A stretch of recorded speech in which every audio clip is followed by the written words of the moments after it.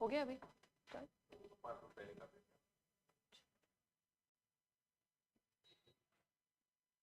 Thank you.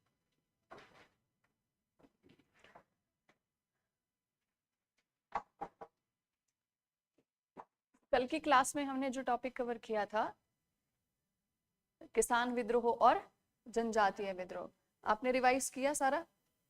Class notes पढ़े घर जाके? क्लास नोट्स और एनसीईआरटी से पढ़ाई की? बुक पढ़ी? शाबाश, very good, proud of you. ठीक है, नो कमेंट्स। चलिए, तो आज का जो हमारा टॉपिक है वो है 1857 की क्रांति।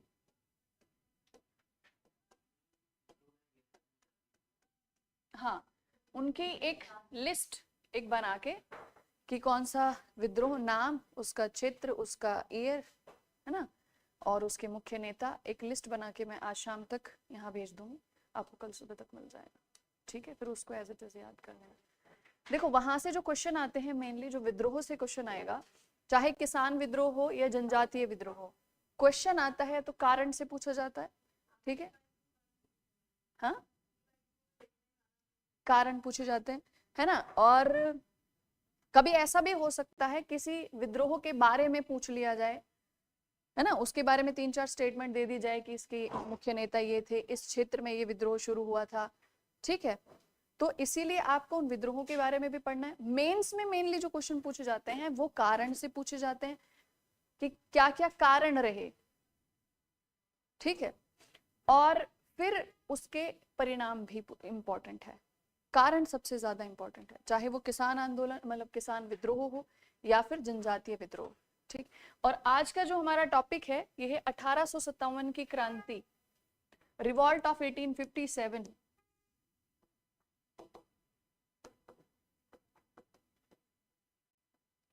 और बहुत ध्यान से समझना, ये वाला टॉपिक इंडियन हिस्ट्री का one of the most important topic consider किया जाता है। ठीक है, जितने भी इंपॉर्टेंट टॉपिक हैं उनमें से एक महत्वपूर्ण ये टॉपिक है, और पीटी और मेंस दोनों में यहाँ से क्वेश्चन पूछे जाएंगे। अब क्वेश्चन का तरीका क्या है, किस तरीके के क्वेश्चन पीटी में पूछे जाते हैं, किस तरीके के क्वेश्चन मेंस में पूछे जाते हैं, ये आपको थोड़ा आइडिया होना चाहिए, पता होना चाहिए। अब इसके लिए आपको पीवाईक्यूज देखने हैं, ठीक है, प्रीवियस ईयर क्वेश्चन पेपर्स देखने हैं, पीटी एंड मेंस बोथ। अब देखो किस अप्रोच से इस पूरे टॉपिक को समझना है वो पहले सुन लो, और एक थोड़ा सा पॉजिटिव रहा करो क्लास में, खुश रहा करो क्लास में, थोड़ा इंटरेक्टिव रहा करो क्लास में।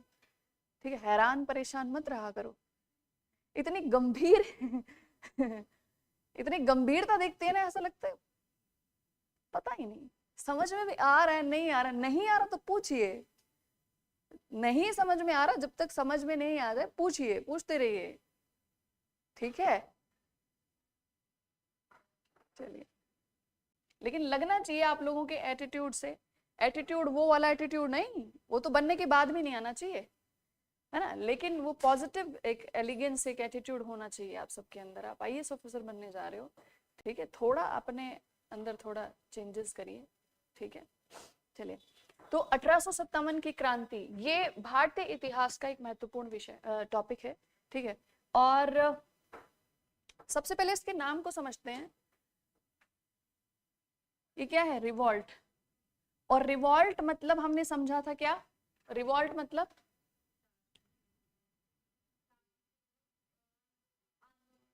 कैसा, अ violent protest against the authority, जो शासन है उसके विरुद्ध हिंसक विरोध करना। ठीक है, ये क्रांति, और हम किस समय की क्रांति के बारे में पढ़ रहे हैं, 1857 की क्रांति। 1857 की क्रांति को लेके बहुत सारे इतिहासकारों ने अलग अलग बातें कही हैं, सबके अलग अलग परसेप्शन रहे। किसी ने कहा कि जो 1857 की जो क्रांति थी ये एक सैन्य विद्रोह था। क्या था ये, एक सैन्य विद्रोह था। अब ऐसा क्यों कहा उन्होंने? क्योंकि इस क्रांति की जो शुरुआत की गई थी वो किसके द्वारा की गई थी? सैनिकों के द्वारा की गई थी। ठीक है। दूसरा, इस 1857 की क्रांति को कुछ राष्ट्रवादी नेताओं के द्वारा, कुछ इतिहासकारों के द्वारा इसे स्वतंत्रता के लिए प्रथम संघर्ष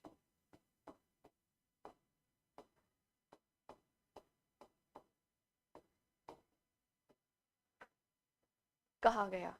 क्या कहा गया?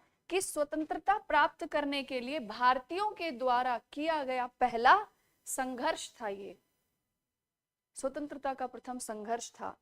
अब इन दोनों ही बातों में कितनी सच्चाई है, कहने का मतलब है क्या ये पूर्ण रूप से एक सैन्य विद्रोह था, या ये पूर्ण रूप से क्या इसे स्वतंत्रता के लिए किया गया पहला संघर्ष समझना चाहिए। ठीक है, ये बहुत एनालिटिकल बात है और यूपीएससी आपसे मेंस में सीधे इसी पे क्वेश्चन पूछ सकती है।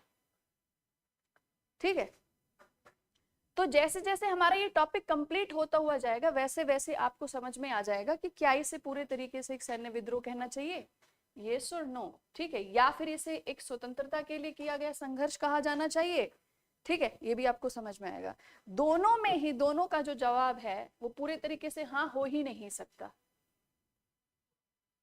पूरे तरीके से हाँ हो ही नहीं सकता। और वो आप क्लियर करते हैं कैसे। तो सबसे पहले हम 1857 की क्रांति के कारणों की चर्चा करते हैं। तो लिखो, क्रांति के कारण।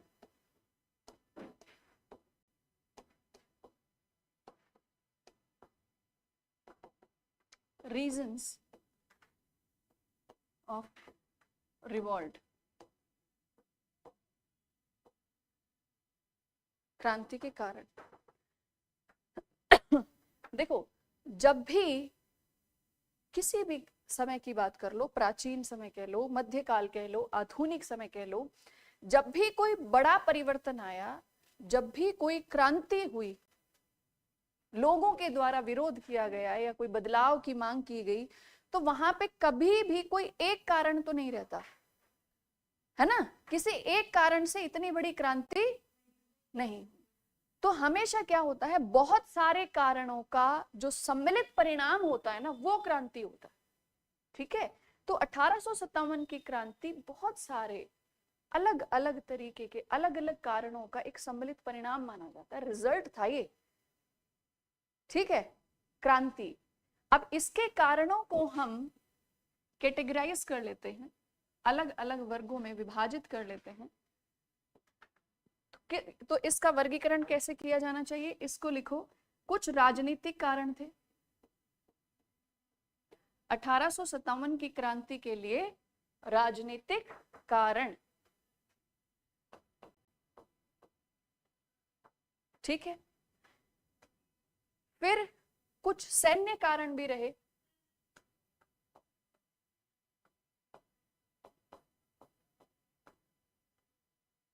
ठीक है, इसके बाद 1857 की क्रांति के लिए ब्रिटिश शासन के द्वारा, मतलब ब्रिटिश ईस्ट इंडिया कंपनी के द्वारा लागू की गई जो आर्थिक नीतियां थी उनको भी काफी हद तक जिम्मेदार ठहराया जाता है। तो इसको हम क्या लिखेंगे, आर्थिक कारण। और फोर्थ कैटेगरी, ठीक है, यहां पर 1857 की क्रांति में जो लोग शामिल हुए क्रांति में, उनमें से बहुत सारे भारतीय समाज के आम लोग भी थे। ठीक है, तो यहां पर कुछ सामाजिक कारण भी थे जिनकी वजह से क्रांति हुई। तो जो कारण है क्रांति के, उनको हमने कितने भागों में विभाजित किया, 4। कौन कौन से? राजनीतिक, सैन्य, आर्थिक और सामाजिक कारण। अब राजनीतिक कारण में क्या आएगा ये देखिए, पहले शॉर्ट में समझेंगे फिर इनको बाद में डिटेल में डिस्कस करेंगे। राजनीतिक कारण, इसका मतलब क्या, शासन करने के लिए ब्रिटिश ईस्ट इंडिया कंपनी के द्वारा जो नीतियां बनाई गई थी, जो भारतीय शासकों के ऊपर लागू की गई थी, ठीक है, वो कौन से कारण हो गए, राजनीतिक कारण हो गए। तो कुछ ऐसी नीतियां बताइए आप, जो हम डिस्कस कर चुके हैं ऑलरेडी, वो नीतियां बताइए जो भारत में अपनी राजनीतिक शक्ति स्थापित करने के लिए ब्रिटिशर्स ने लागू की, और उन नीतियों के कारण भारत की न सिर्फ जनता बल्कि भारतीय शासकों को भी काफी हद तक अपनी शक्ति खोनी पड़ गई, और वो अपने आप में क्रांति का कारण बना। भारतीय शासक उसकी वजह से क्रांति का हिस्सा बने। बताइए वो कौन कौन सी नीतियां? Very good. कौन सा? एक सहायक संधि और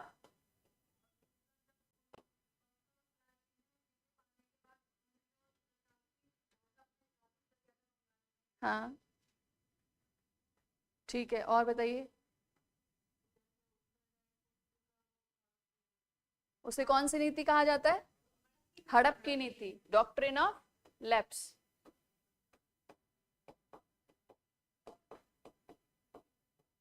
ठीक है, तो ये राजनीतिक कारणों में है। ये वो नीतियां थी जिनकी वजह से भारतीय शासकों की शक्ति कमजोर पड़ी। ठीक है, उनका शासन का जो अधिकार था वो कम हुआ, और इसी वजह से भारतीय शासक इस क्रांति का हिस्सा बने। इसके बाद सैन्य कारणों की अगर बात करें तो यहाँ पर हाँ जी, वेरी गुड। तो भारत सैनिकों की अगर बात करें तो भारतीय सैनिक और जो ब्रिटिश जो सैनिक अधिकारी हुआ करते थे, उनके बीच में ब्रिटिश ईस्ट इंडिया कंपनी बहुत ज्यादा भेदभाव करती थी, बहुत पक्षपात करती थी, बहुत ज्यादा डिस्क्रिमिनेशन होता था। ठीक है, किस हिसाब से? कि आप कैसे हो, आप भारतीय हो और ये कौन है? ये ब्रिटिश है। तो कभी भी भारतीयों को उस पद पर नियुक्त ही नहीं किया गया जहां पर ब्रिटिश अधिकारी नियुक्त होते थे, मतलब उच्च पदों पर भारतीयों को नियुक्त नहीं किया जाता था। दूसरा उनका जो वेतन होता था, मान लीजिए जो पदोन्नति हुई, मान लीजिए एक तो रिक्रूटमेंट हुई, नियुक्त कर दिया, उसके बाद फिर उनकी पदोन्नति होना, प्रमोशन होना, तो पदोन्नति में भी अक्सर ब्रिटिश जो अधिकारी होते थे उनको पहला चांस मिलता था। तो भारतीयों की पदोन्नति भी बहुत ज्यादा उच्च स्तर तक नहीं की जाती थी। फिर जो वेतन दिया जाता था उसमें भी फर्क होता था, एक ब्रिटिश को अधिक वेतन दिया जाता था और एक भारतीय को वेतन कम दिया जाता था। ठीक है, और उसके भी बाद नस्लीय भेदभाव भारतीय सेना में बहुत ज्यादा हुआ करता था। ब्रिटिश क्या करते थे, जो भारतीय सैनिक हुआ करते थे, ठीक है, उनके साथ नस्लीय भेदभाव करते थे, अभद्र व्यवहार करना, उनको बिल्कुल भी रिस्पेक्ट नहीं देना। ठीक है, तो उनके ऑर्डर देने के तरीके, उनके कमांड करने के तरीके से साफ जाहिर होता था कि ब्रिटिशर्स के साथ और भारतीयों के साथ किस तरीके का व्यवहार कर रहे हैं। देखो, बड़ी सोचने वाली बात है, विचित्र सी बात है कि वो भारतीयों को असभ्य कहते हुए चले गए, और जबकि अपनी असभ्यता का प्रमाण हर दिन देते थे। जब जो सभ्य व्यक्ति होता है ना, वो दूसरे लोगों की हमेशा इज्जत करता हुआ मिलेगा। ये सभ्यता की पहचान है। वो मानव का क्या करता है? सम्मान करता है, सभी मानव जातियों का। ब्रिटिशर्स क्या करते थे? सेना में भर्ती जो लोग हैं, जो आपके लिए युद्ध करते हैं, जो आपको सुरक्षा देते हैं, ठीक है, उन्हीं के साथ कैसा व्यवहार कर रहे थे कि अगर कोई भारतीय सैनिक है तो उससे बात करने का उनका लहजा ही बहुत बेकार होता था, बहुत अभद्र तरीके से नीचता के साथ बात करते थे, उनको हर पल जाहिर कराते थे आप भारतीय हो। तो जब बात करने वाला ही सामने बैठे हुए दो सैनिकों में इस तरीके का भेदभाव करके बात करेगा, तो जो बात करने वाला है क्या उसे सभ्य कहा जाना चाहिए? ठीक है, नहीं कहा जाना चाहिए ना। तो भारतीय सैनिक इस चीज को महसूस करते थे, वो सोचते थे कि खुद आए हैं, इनको ये खुद हमारे साथ कैसा व्यवहार कर रहे हैं और हमें असभ्य कहते हैं, हमें कह रहे हैं कि नस्लीय भेदभाव है हमारे बीच, हम जो गोरे लोग हैं हमारी नस्ल कैसी है, वो अच्छी है, हम उच्च नस्ल के लोग हैं, हम सभ्य लोग हैं। तो इससे भारतीय सैनिक परेशान थे। तो ये सारे हो गए सैन्य कारण। ठीक है, और इमीडिएट जो रीजन था, जो आपने कहा कि एक तो जो राइफल्स थी और क्या कहते हैं, जो कारतूस में क्या गाय और सुअर की चर्बी वाले कारतूस भारतीय सैनिकों को उपयोग करने के लिए बाध्य किया जा रहा था कि आपको ये यूज करना ही करना है। ठीक है, तो इनको डिटेल में लिखेंगे। तो ये हो गए, हाँ ठीक है, तो ये सैन्य कारणों में शामिल हो गई। आर्थिक कारण में बताइए, आर्थिक कारण ऐसे कौन से वो आर्थिक कारण थे जिनकी वजह से भारत की जो जनता थी अधिकांश क्षेत्रों में जहां पर भी ये क्रांति हुई, ठीक है, वहां वहां आप देख लीजिए कि जो ब्रिटिश ईस्ट इंडिया कंपनी थी उनकी भू राजस्व नीतियां, उनकी आर्थिक नीतियां कितनी शोषणकारी नीतियां थी कि जनता इस लेवल पर परेशान हो चुकी थी कि उन्होंने क्रांति में हिस्सा ले लिया। तो आर्थिक नीतियां बताइए कौन सी? तो यहां पे क्या लिखेंगे? ब्रिटिश की भू राजस्व नीति, ब्रिटिश भू राजस्व नीतियां इसके लिए जिम्मेदार थी।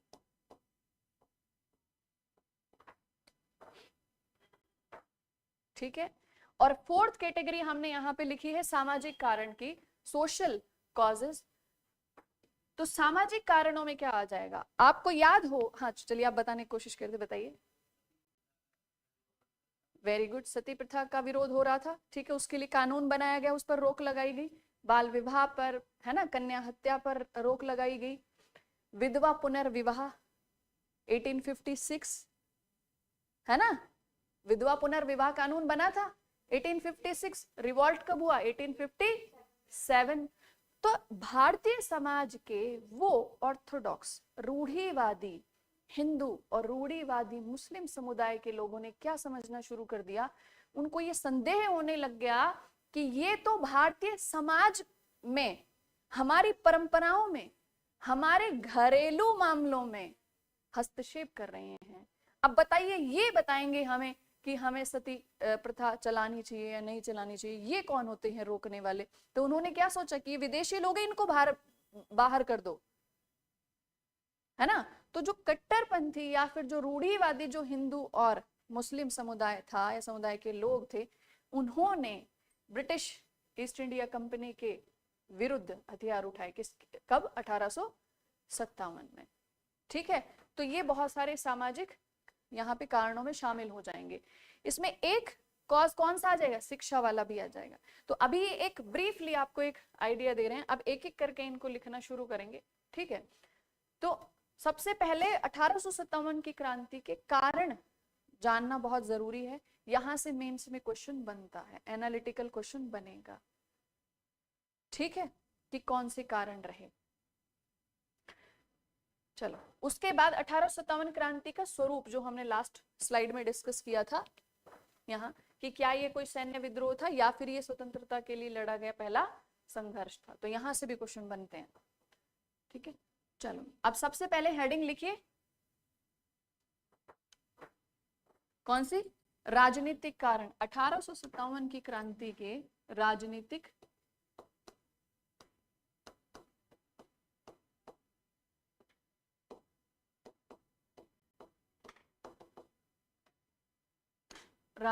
कारण। ठीक है, तो ब्रिटिश ईस्ट इंडिया कंपनी ने भारत में, लिखो, ब्रिटिश ईस्ट इंडिया कंपनी ने भारत में, good morning Shubham, Vikas, Devkaran, good morning to all.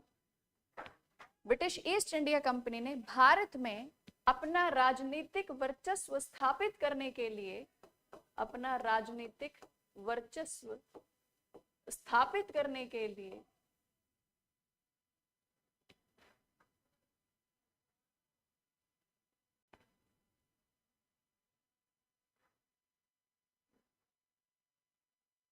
कूटनीतिक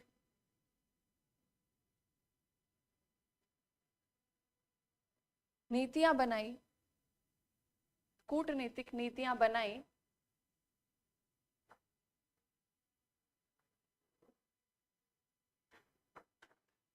कूटनीतिक नीतियां बनाई, जैसे कि सहायक संधि,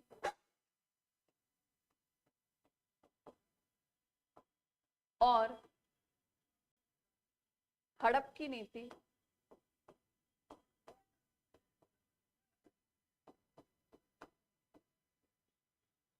doctrine of lapse and subsidiary alliance. ठीक है, लिखो, सहायक संधि के माध्यम से, सहायक संधि के माध्यम से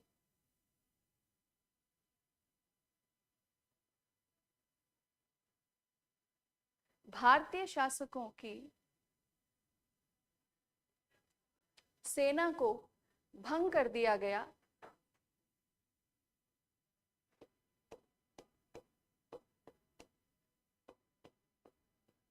भारतीय शासकों की सेना को भंग कर दिया गया और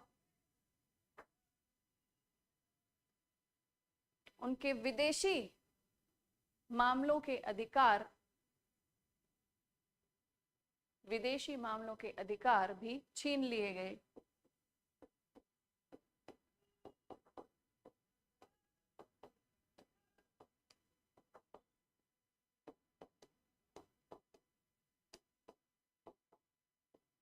इस संधि ने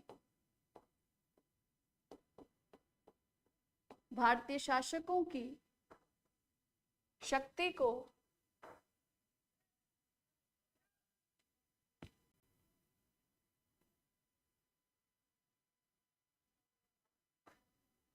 काफी हद तक कमजोर कर दिया था और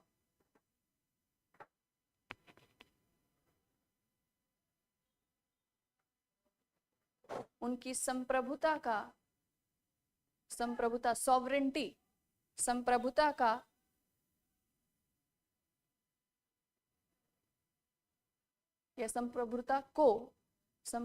को नष्ट कर दिया था। ठीक है, तो सहायक संधि का जो रिजल्ट रहा वो क्या रहा, इसका परिणाम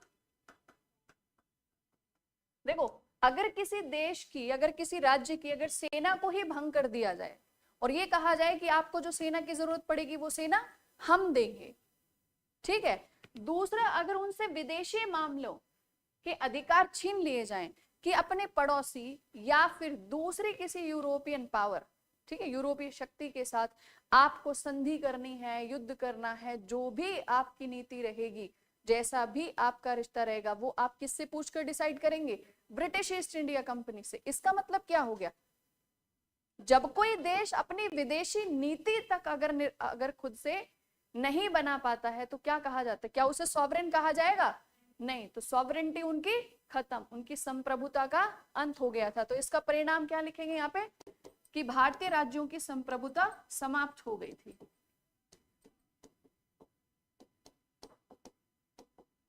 दूसरा पॉइंट, मतलब नेक्स्ट लाइन इसी में, राजनीतिक कारण में ही, जो हड़प की नीति थी, अब इसने क्या किया, पहले से वो राज्य जिनकी संप्रभुता पहले ही है ना ऑलमोस्ट खत्म हो चुकी थी, डिस्ट्रक्शन हो चुका था, अब एक और नई नीति लागू कर दी गई, है ना, और वो कौन सी थी, हड़प की नीति, डॉक्ट्रिन ऑफ लैप्स की नीति। और इसमें क्या कहा गया कि जिस भी भारतीय शासक जिस भी भारतीय शासक का यदि स्वयं का पुत्र या उत्तराधिकारी नहीं है तो ऐसी स्थिति में वो राज्य किसके नियंत्रण में आ जाएगा, ब्रिटिश ईस्ट इंडिया कंपनी के नियंत्रण में आ जाएगा। कब लागू हुई थी ये नीति, हड़प की नीति,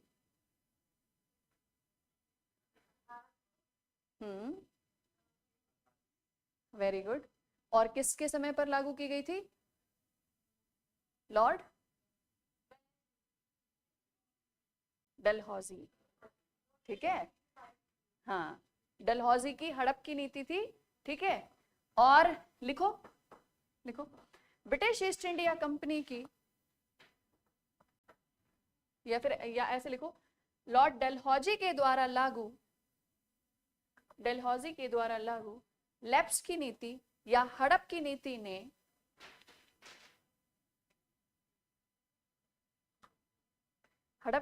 भारतीय राज्यों को प्रत्यक्ष रूप से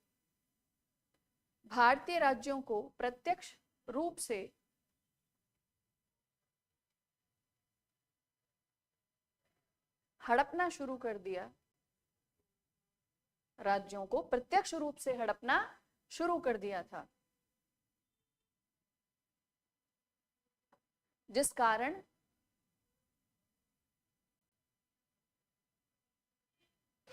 कारण भारतीय शासकों के राज्य अधिकार छीने जाने लगे और राज्य अधिकार छीने जाने लगे और अपने अधिकारों की रक्षा के लिए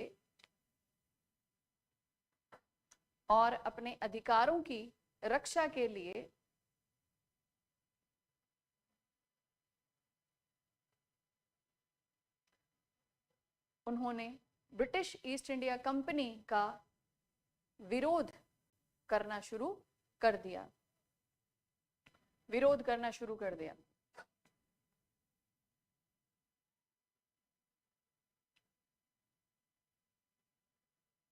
अच्छा, इसमें हड़प की नीति में 1856 में एक भारतीय राज्य को हड़पा गया था। बताइए कौन सा था? अवध। कहते हैं कि अवध में तो उत्तराधिकारी भी थे, लेकिन जब अवध को कुशासन के आरोप में जब इसको हड़पा गया, तब भारतीय शासकों ने कहा कि ब्रिटिश ईस्ट इंडिया कंपनी सिर्फ और सिर्फ भारतीय राज्यों को हड़पना चाहती है, इसलिए ऐसी नीतियां बना रही हैं। और अगर इनको नहीं रोका गया तो एक एक करके सारे भारतीय राज्य इनके पास चले जाएंगे। ठीक है, तो लिखो 1856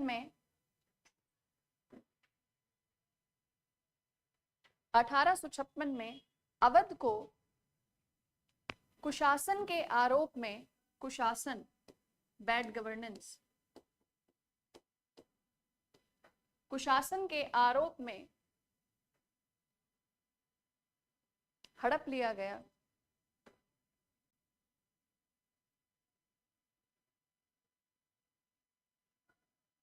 जिसके कारण तात्कालिक रूप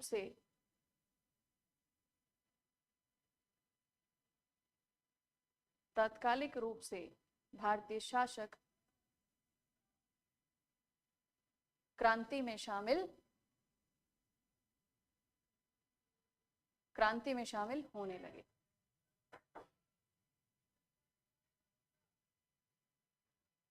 तो ये हुए राजनीतिक कारण। ठीक है, तो मेनली इसमें हम सहायक संधि और हड़प की नीति। देखो, एक तो होता है फैक्ट, हमें पता है कि ठीक है उन्होंने सहायक संधि की, सेना भंग कर दी, लेकिन एक होता है कॉन्सेप्ट। आप सोच के देखिए कि विदेशी कंपनी भारत में आने के बाद भारतीय शासक जो यहीं पर इतने लंबे समय से जो शासन कर रहे थे, उनके शासन को किसी न किसी नीति के तरीके से उन्होंने क्या किया? पहले तो कमजोर बनाया, और कमजोर बनाने के बाद फिर क्या किया? उसको अपने अधीन कर लिया, हड़प लिया। ठीक है, तब भारतीय शासकों को समझ में आया कि ये तो क्या कर रहे हैं, ये तो राजनीतिक अधिकार स्थापित करना चाह रहे हैं अब। ठीक, अब मुझे एक बात बताइए कि भारतीय जितने भी शासक वर्ग इस क्रांति का हिस्सा बने, जो क्रांति में शामिल हुए, क्या वो सभी स्वतंत्रता के लिए लड़ रहे थे?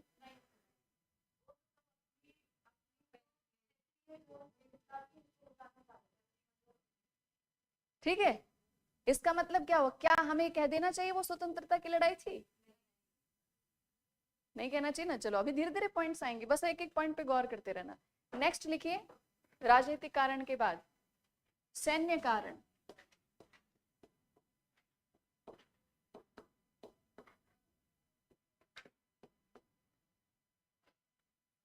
सैन्य कारण।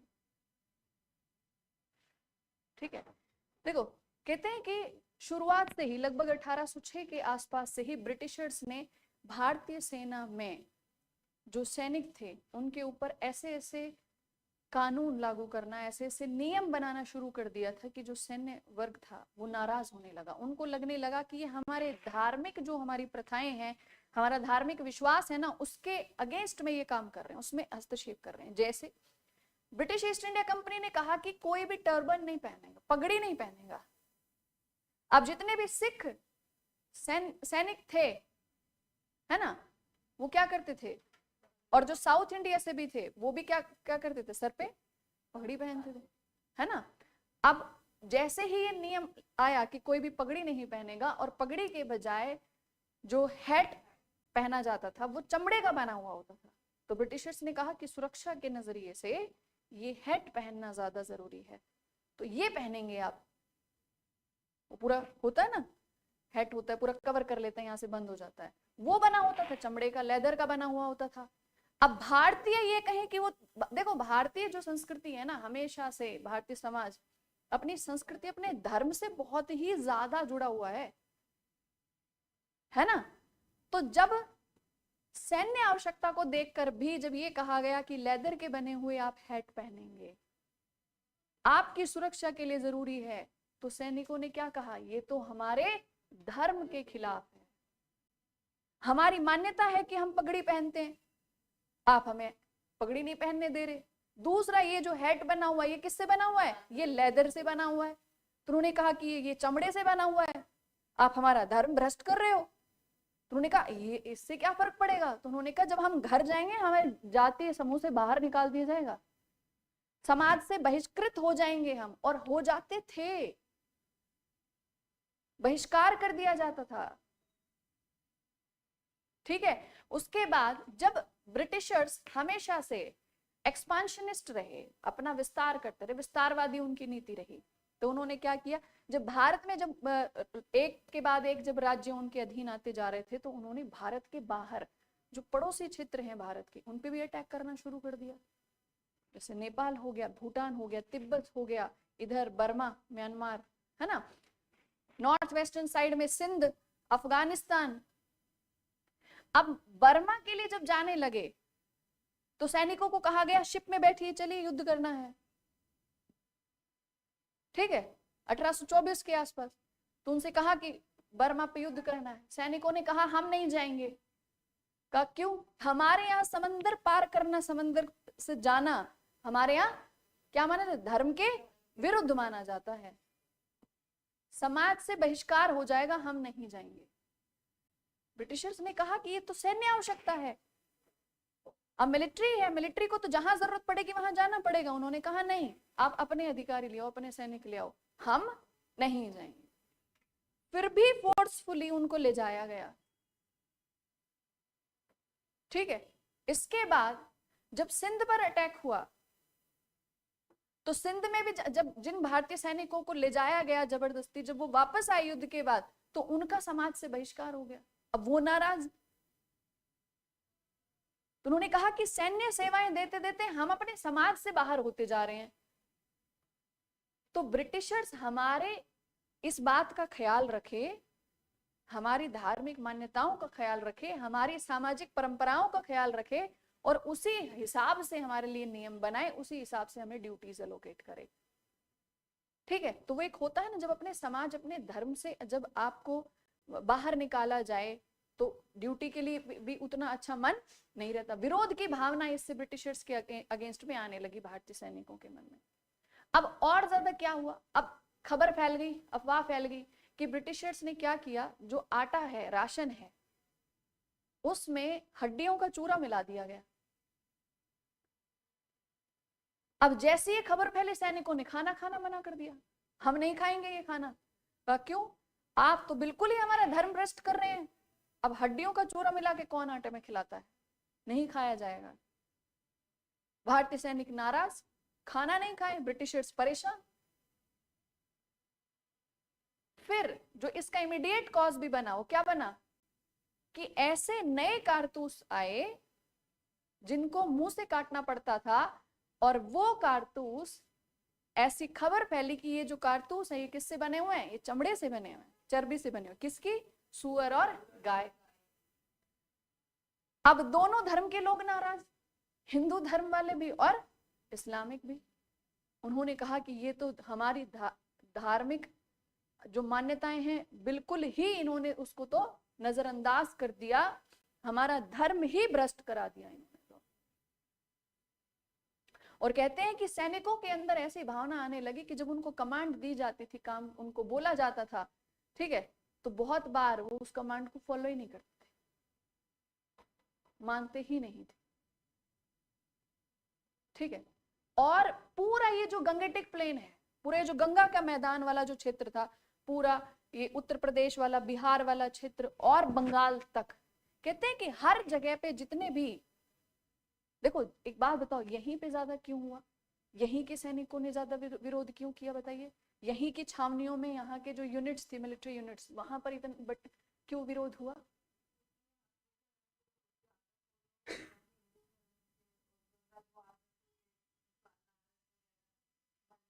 एक तो धार्मिक आस्था बहुत गहरी है ना, और दूसरा अधिकांश इस क्षेत्र के जो लोग थे अधिकांश सेना में भर्ती किए जा रहे थे, है ना। अधिकांश तो यहाँ के लोग सेना में भर्ती किए जा रहे थे, उत्तर प्रदेश वाले, ये अवध वाले, बंगाल बिहार वाले, ठीक है। तो ज्यादा संख्या उन्हीं की थी सैनिकों में। अब उन्होंने नाराजगी जाहिर करना शुरू कर दिया। अब यही घटना कहाँ हुई? बैरकपुर में। बैरकपुर कहाँ पे है? कलकत्ता के पास एक जगह है बैरकपुर। बैरकपुर छावनी के एक सिपाही जिनका नाम क्या था? मंगल पांडे। उन्होंने क्या किया? कहते हैं कि जब कमांड की जा रही थी तो उन्होंने बात नहीं मानी, और ब्रिटिश अधिकारियों को पहले से समझ में आ गया था कि ये जो सिपाही है ना ये कुछ करेगा, क्योंकि इनके हाव भाव बदलते जा रहे हैं, नाराजगी बिल्कुल साफ जाहिर हो रही है, ये कुछ ना कुछ करेंगे। तो कहते हैं कि उनके ऊपर पहले से सर्विलेंस लगा दिया गया था कि इन पे नजर रखनी है, इनकी सारी हरकतों पे नजर रखनी है। और कहते मंगल पांडे ने हथियार इकट्ठा करना शुरू कर दिया। जब हथियार इकट्ठे करने शुरू किए तो उनको समझ में आया कि ये तो कुछ करेंगे, ये तो हथियार इकट्ठे कर रहे हैं। कहते हैं कि एक दिन मंगल पांडे शाम के समय हथियार लेके, जबकि उनका समय नहीं था ड्यूटी का, और मैदान में ऐसे घूमते हुए नजर आए, तो एक ब्रिटिश अधिकारी उनके पीछे पीछे गए, उनको खबर मिली, ठीक है। तो घोड़े से निकले उनके पीछे पीछे, उनको रोकने की कोशिश की गई, लेकिन मंगल पांडे उस दिन पूरा तैयार कि आज नहीं रुकेंगे। वो अपने हथियार लेके और साथ में तलवार लेके वहां से भाग गए। पीछे पीछे ब्रिटिश अधिकारी, उनको रोकने के लिए कोशिश की गई। कहते उन्होंने गोलियां चलाई उनके ऊपर, घोड़े से नीचे गिर गए, दोनों के बीच में युद्ध हुआ। इससे पहले कि वो ब्रिटिश अधिकारी मंगल पांडे को गोली मार देते, मंगल पांडे ने तलवार निकालकर उनका सर काट दिया। और कहते हैं जैसे ये हरकत हुई वैसे ही और ब्रिटिश अधिकारी आए और मंगल पांडे को पकड़ लिया गया। अब जैसे ये खबर आई कि एक अधिकारी, एक भारतीय सिपाही ने विद्रोह कर दिया और एक ब्रिटिश अधिकारी की जान ले ली, तो ब्रिटिश अधिकारी सारे नाराज। उन्होंने क्या करना शुरू कर दिया? उन्होंने कहा ये भारतीय सैनिक जितने भी हैं, सिपाही जितने भी हैं, सख्ती बरती जाए, कठोरता के साथ इनके साथ डील किया जाए। अब भारतीय नाराज कि हमारा तो एक साथी ने इतना बड़ा काम कर दिया। वो कहते हैं ना, शुरुआत होनी बाकी बहुत इंपॉर्टेंट होती है, बाकी विरोध तो अंदर ही अंदर सब कर रहे थे। अब जैसे ही खबर सुनी कि मंगल पांडे ने ऐसा कर दिया, वैसे ही बाकियों ने भी सोचा कि अब तो हम भी नहीं रुकेंगे। कहते हैं कि मंगल पांडे की ये जो खबर थी ना बहुत तेजी के साथ फैली, और ये बैरकपुर वाली घटना कहां तक पहुंच गई? मेरठ पहुंच गई। और मेरठ के सिपाहियों ने वहां पर विद्रोह कर दिया। और जैसे ही मेरठ में इसका विद्रोह हुआ, वैसे ही ब्रिटिशर्स ने कहा कि ये तो सिपाही म्यूटिनी है, ये तो सिपाहियों ने विद्रोह कर दिया, इसको रोका जाए। तो ब्रिटिशर्स क्या कह रहे थे कि सिपाहियों को हमने जो अधिकार दे रखे हैं, इनको हथियार दे रखे हैं, इनको ऐसी यूनिट्स में रखा गया है जहां हथियारों तक इनकी पहुंच है पूरे तरीके से, इसीलिए इन लोगों ने विरोध कर दिया। इनको सख्ती के साथ इसका दमन किया जाए, इस विद्रोह को दबाया जाए। कहते हैं मेरठ में जैसे ही खबर पहुंची कि अब यहाँ पे सप्रेशन होगा, आपको दबाया जाएगा, दमन किया जाएगा, यहाँ से कुछ सिपाही निकलवा गए और उन्होंने कहा कि हम यहाँ से जा रहे हैं। कहाँ जा रहे हैं? वो दिल्ली जा रहे हैं। कहाँ जा रहे हैं? दिल्ली। तो उन्होंने कहा दिल्ली में क्या है? वो दिल्ली में शहंशाह हिंदुस्तान है, बहादुर शाह सेकंड, बहादुर शाह द्वितीय, दिल्ली पहुंच गए। अब कहते हैं कि बहादुर शाह सेकंड को जब खबर मिली कि कुछ सिपाही मेरठ से दिल्ली की ओर कूच कर रहे हैं, बहादुर शाह सेकंड ने कहा कि किसी ने कुछ किया है क्या? क्यों आ रहे हैं वो सिपाही? देखो उनको क्या लगा, भाई सिपाही किसके ऑर्डर पे चल रहे हैं? कमांड पे चल रहे हैं, ब्रिटिशर्स के। तो शुरू में उनको समझ में नहीं आया कि सिपाही दिल्ली क्यों आ रहे हैं, मेरठ वाले दिल्ली में ऐसा कुछ हुआ है क्या? कितने सिपाही आके पूरा घेर लिया किला को, और बहादुर शाह सेकंड से के लिए एक एक एक रिक्वेस्ट भेजी गई कि हमें उनसे मिलना है। अब बहादुर शाह सेकंड मिले नहीं, उनको लगा पता नहीं किस मानसिकता, क्या माइंडसेट है, क्यों मिलने आए हैं हमसे, पता नहीं। बाद में संदेश भेजा गया कि हम विद्रोही सैनिक हैं, हम ब्रिटिश ईस्ट इंडिया कंपनी के खिलाफ विद्रोह कर चुके, हम क्रांति कर रहे हैं और हमें क्रांति के लिए अपना नेता चाहिए। बहादुर शाह सेकंड ने कहा कि मुझे नेता क्यों बना रहे हो, मैं तो वैसे ही इतना वृद्ध हूँ, बूढ़ा हो चुका हूं, मैं थोड़ी ना क्रांति में लड़ाई करूंगा। तो उन्होंने कहा आपको लड़ना भी नहीं है, आपका तो नाम ही काफी रहेगा। उन्होंने कहा क्यों? क्योंकि आज भी कहीं ना कहीं प्रतीक के रूप में ही सही, एज ए सिंबल ही सही, लेकिन मुगल बादशाह को शहंशाह हिंदुस्तान कहा जाता है, बादशाह हिंदुस्तान कहा जाता है, हिंदुस्तान के बादशाह कहा जाता है। तो यदि हिंदुस्तान के बादशाह का समर्थन, उनका नाम हमें मिल जाएगा, तो ये मैसेज पूरे भारत में फैलेगा और सबको ये संदेश हो जाएगा कि हिंदुस्तान के बादशाह ने ब्रिटिश ईस्ट इंडिया कंपनी के विरुद्ध विद्रोह कर दिया, विद्रोह का नेतृत्व कर रहे हैं, क्रांति का नेतृत्व कर रहे हैं। तो जितने भी वो क्षेत्र जो कभी मुगलों के अधीन हुआ करते थे या मुगलों से आज भी उनकी सिंपैथी जुड़ी हुई है, तो वो सभी क्या करेंगे, वो सभी इस क्रांति का हिस्सा हो जाएंगे। उन्होंने जानबूझ के, जो सैनिक थे, उन्होंने ये कदम उठाया, बहादुर शाह सेकंड को अपने पक्ष में उन्होंने किया।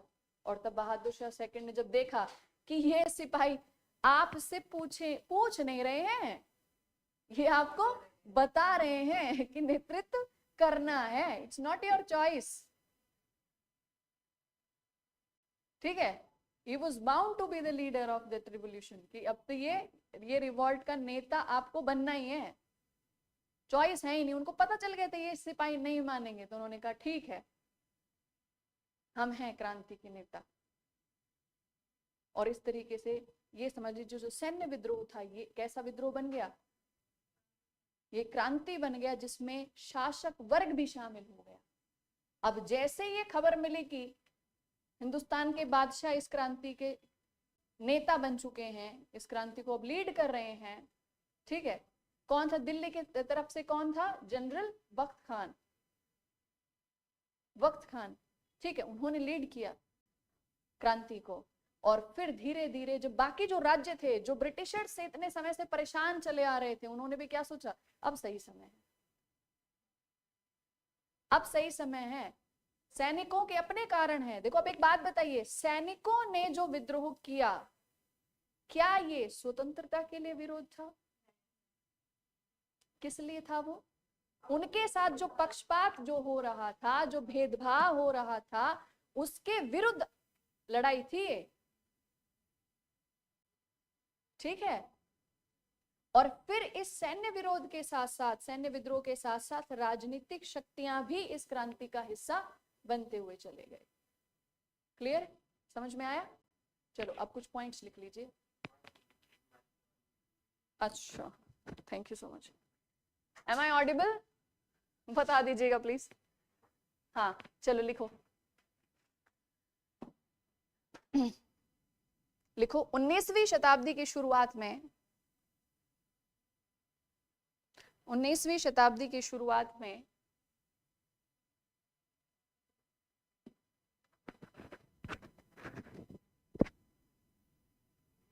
ब्रिटिश ईस्ट इंडिया कंपनी ने, ब्रिटिश ईस्ट इंडिया कंपनी ने सैनिकों के लिए नए नियम बनाए, जिनके अनुसार सैनिकों के लिए नए नियम बनाए, ऑनलाइन वाले भी नोट्स लिखो, जिसके अनुसार सैनिकों को पगड़ी पहनने से मना कर दिया गया,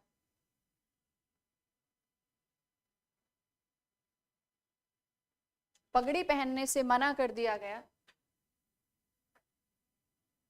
ये बना नियम 1806 में, ब्रैकेट में लिख देना 1806। पगड़ी पहनने से मना कर दिया गया और उसके स्थान पर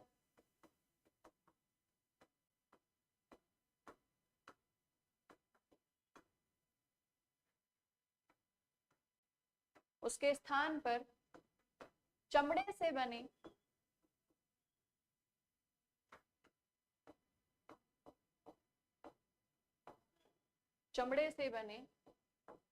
टोपी का इस्तेमाल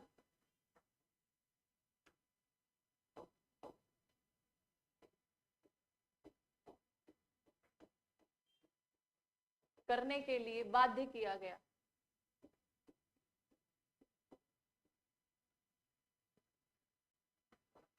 टोपी का इस्तेमाल करने के लिए बाध्य किया गया।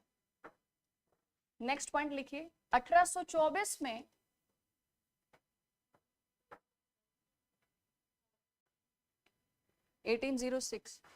नेक्स्ट पॉइंट लिखिए, 1824 में आंग्ल बर्मा युद्ध के समय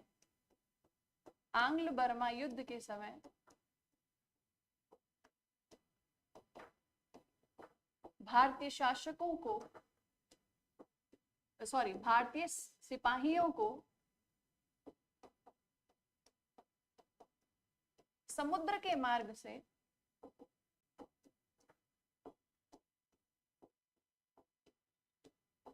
बर्मा ले जाया जा रहा था।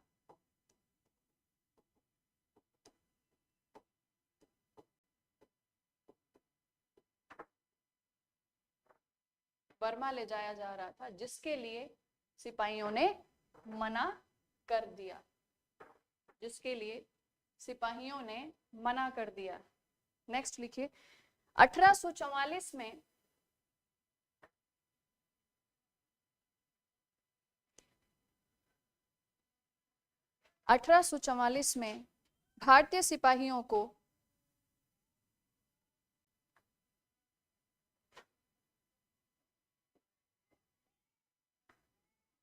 सिंध पर आक्रमण करने के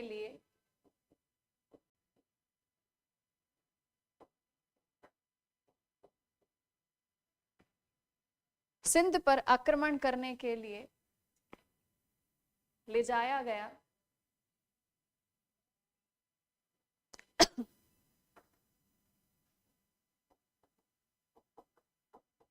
अब भारतीय सिपाहियों ने क्या कहा? उन्होंने कहा कि सिंधु नदी पार करके जब वो गए कि हमारे धर्म में सिंधु नदी पार करना या समुद्र को पार करना वर्जित है। ठीक है, तो लिखो, भारतीयों के अनुसार सिंधु नदी पार करना या समुद्री यात्रा, सिंधु नदी पार करना और समुद्री यात्रा दोनों ही वर्जित है।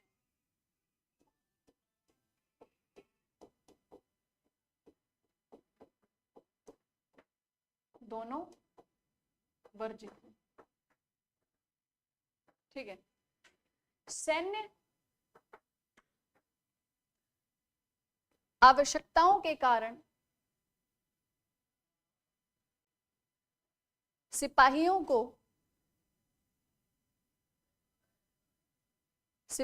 को सिंधु नदी पार करनी पड़ी, जिस कारण उनका समाज से बहिष्कार कर दिया गया।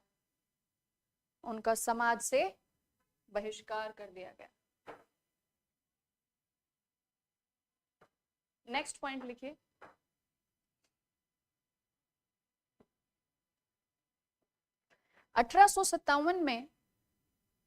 वर्ष 1857 में यह अफवाह फैली कि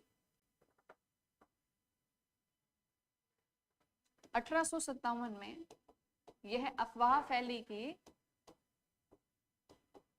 आटा राशन में हड्डियों का चूरा मिलाया जाता है।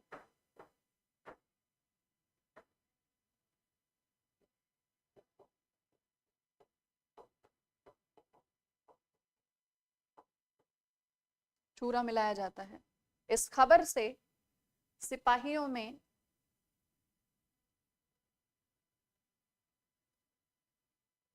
आक्रोश फैल गया।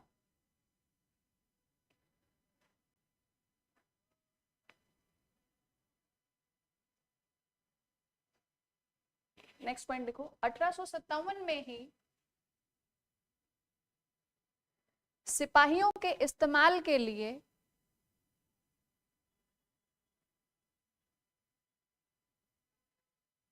नई राइफल्स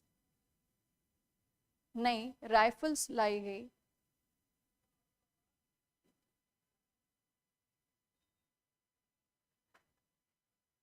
इन राइफल्स के लिए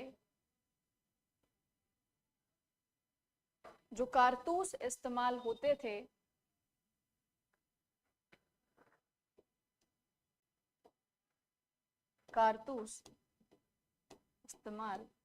थे वे गाय और सूअर की चर्बी से बने हुए थे।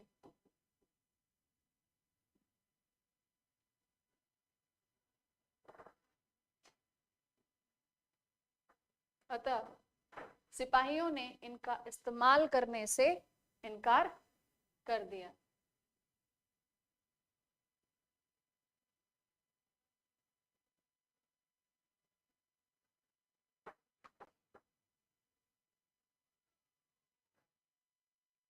नेक्स्ट पॉइंट लिखो, सिपाहियों के अनुसार, भारतीय सिपाहियों के अनुसार,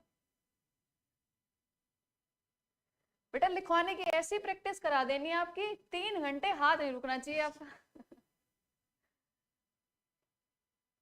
मेंस लिखना है ना, एक दिन में 2-2 पेपर लिखने पड़ेंगे।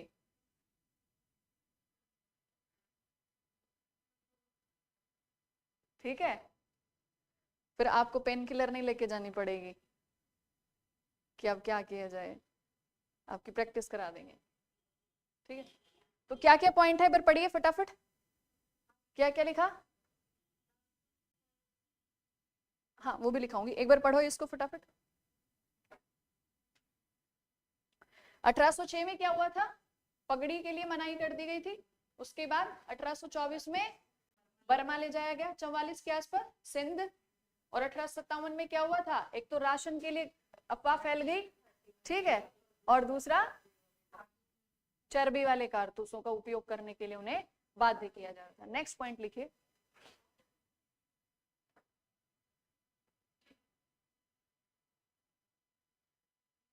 बेटा जनरली क्लास 11 बजे से स्टार्ट हो जाती है। आज मतलब 11:20 के आसपास स्टार्ट हुई थी, कल भी 11 बजे क्लास शुरू होगी। ठीक है, हाँ तो अब नेक्स्ट पॉइंट लिखिए, लिखो, भारतीय सिपाहियों का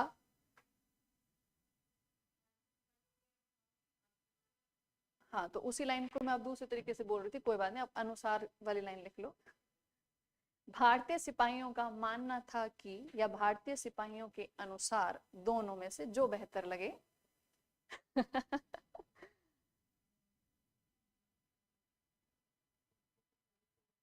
के अनुसार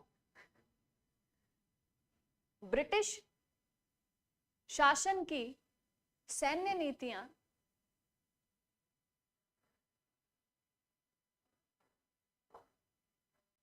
भारतीय समाज और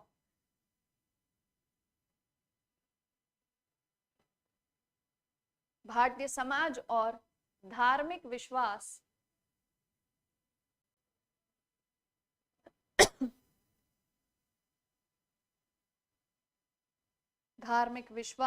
के विरुद्ध हैं।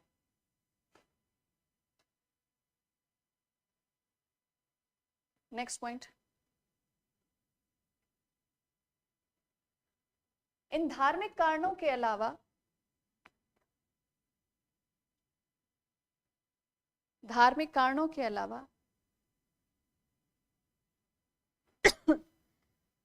सैनिकों की सेवा शर्तें या सेवा के नियम, सैनिकों की सेवा शर्तें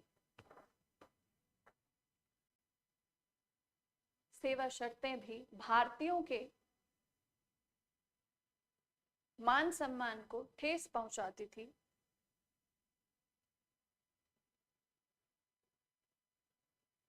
जैसे कि भारतीयों को उच्च पदों पर नियुक्त नहीं किया जाता था,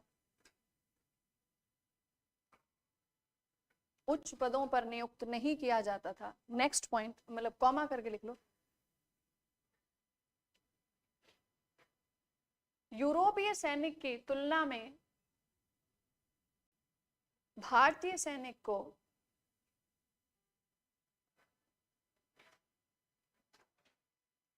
यूरोपीय सैनिक की तुलना में भारतीय सैनिक को कम वेतन दिया जाता था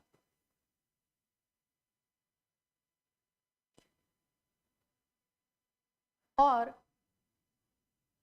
पदोन्नति मीन्स प्रमोशन, पदोन्नति के अवसर भी कम होते थे।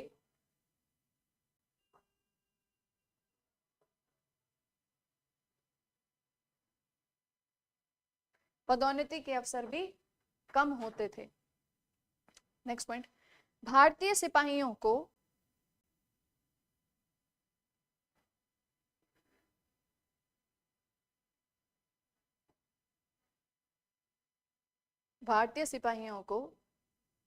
नस्लीय भेदभाव का भी सामना करना पड़ता था।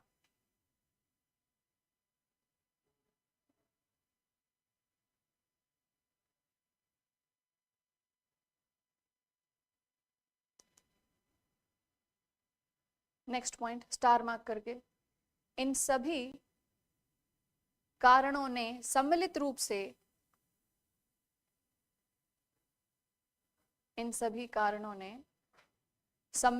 से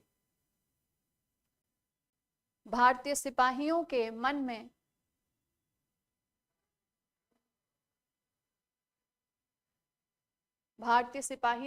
में विद्रोह की भावना जागृत कर दी।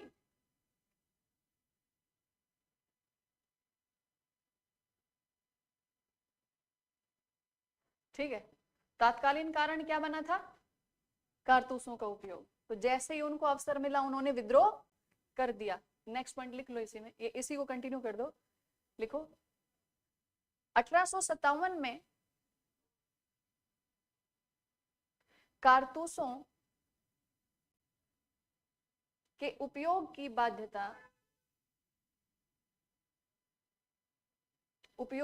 बाध्यता ने सिपाहियों को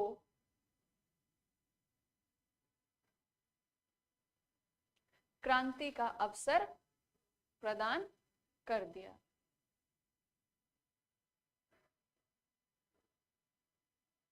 क्लियर? तो ये हो गए सैन्य कारण। नेक्स्ट हेडिंग लिखिए,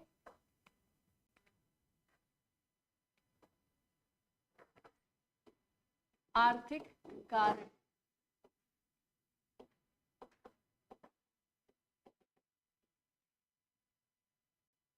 economic causes, economic reasons.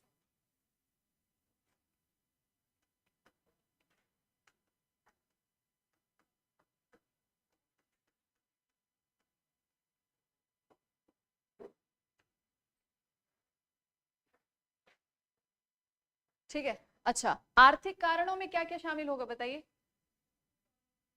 British East India, very good, British East India company की जो आर्थिक नीतियां थी, ठीक है, वो कैसी थी? बहुत ही ज्यादा शोषणकारी नीतियां थी।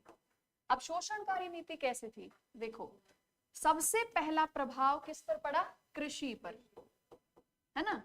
कृषि पर किस तरीके से प्रभाव पड़ा? पहला तो ये कि ब्रिटिशर्स ने भारत की जो परंपरागत कृषि थी उसको रिप्लेस कर दिया, है ना, उसको चेंज कर दिया, और उसके स्थान पर क्या हो गया?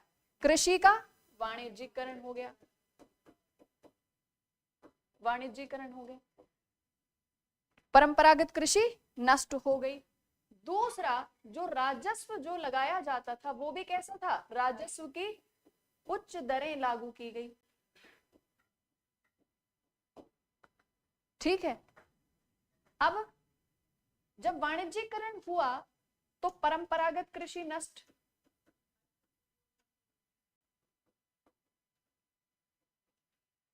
परंपरागत कृषि नष्ट हो गई। ठीक है, जब ये नष्ट हुई तो इसका परिणाम क्या हुआ? भारत का हस्तशिल्प उद्योग नष्ट हुआ। ठीक है,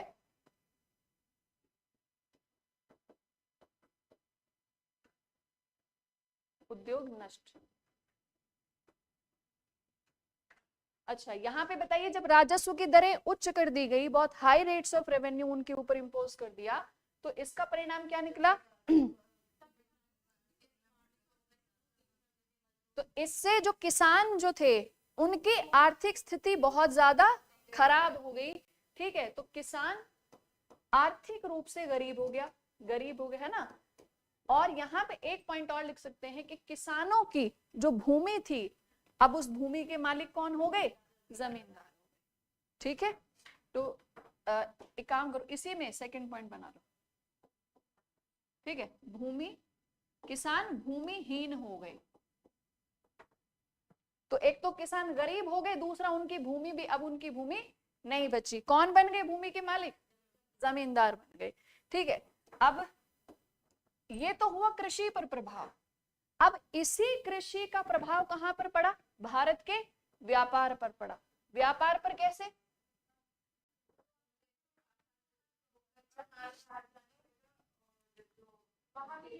वेरी गुड, शाबाश, बहुत बढ़िया। एक बार क्लैप कर दीजिए अपने लिए। इतने अच्छे से आपने कभी जवाब नहीं दिया आज तो, मतलब हर क्वेश्चन का बैक टू बैक आंसर आ रहा है। बताइए, क्लैप करिए एक बार अपने लिए, शाबाश, प्राउड ऑफ यू। ठीक है, यही ऐसे ही आंसर फ्रेम करना है। यूपीएससी जब क्वेश्चन पूछे तो इसी तरीके से, जिस फ्लो में अभी आप बता रहे हो उसी तरीके से आपको आंसर लिखना है। समझ में आ रहा है? हाँ, अरे खुश हो जाओ, आपकी तारीफ हो रही है। ठीक है, तो कृषि का प्रभाव क्या पड़ा कि भारत के जो हस्तशिल्प उद्योग थे,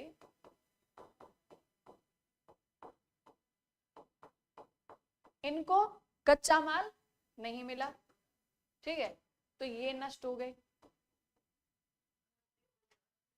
ठीक है, अब जब ये नष्ट हो गए तो यहां पर जो कारीगर जो लगे काम में लगे हुए थे, अब वो कैसे हो गए?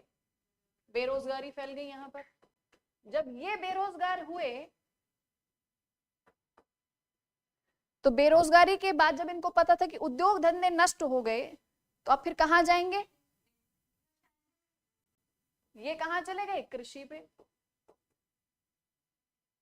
ठीक है, देखो ट्रैप कहते हैं इसे, है ना। अब कृषि में जब बहुत सारे लोग आ गए, जब भारतीय अधिकांश जनसंख्या जब कृषि की तरफ आ गई मजबूर होके, तो ब्रिटिशर्स ने क्या करना शुरू कर दिया? जमींदारों ने, ब्रिटिशर्स ने, कि अब क्या मिलेगा? अब आपको सस्ते लेबर मिलेंगे, सस्ते लेबर मिलेंगे, बागान लगाइए। काम इनके पास है नहीं तो कम वेतन में भी काम करेंगे, तो बागान में मजदूरों के रूप में उनको काम दिया गया। ठीक है, तो भारत का जो कौशल था, जो स्किल थी, है ना, वो भी धीरे धीरे खत्म हो गई। और भारत जब उद्योग ही नष्ट हो गए तो भारत का व्यापार कहाँ होगा? व्यापार भी नष्ट हो गया। ठीक है, तो ये ब्रिटिश ईस्ट इंडिया कंपनी की आर्थिक नीतियों का परिणाम रहा है। क्लियर है? लिखवाऊं इसको डिटेल में? लिखवा रखा है? ये बना लिया सबने? बनाओ, फटाफट बनाओ इसे, एज इट इज इसे बना लो। अच्छा, यहां से अगर आगे अगर इसे बढ़ाया जाए तो बताइए, जब ये जितने भी मजदूर थे या जितने भी जो हस्तशिल्प उद्योगों में जो लगे हुए कारीगर थे, वो जब यहाँ से बेरोजगार हुए, कृषि की तरफ गए, तो इससे क्या क्या प्रभाव पड़ा? कृषि पर दबाव बढ़ा, कृषि भूमि पर दबाव बढ़ा।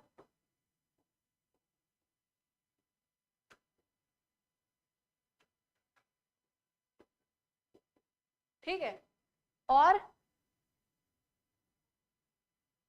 इनकी स्थिति कैसी हो गई थी? सस्ते मजदूर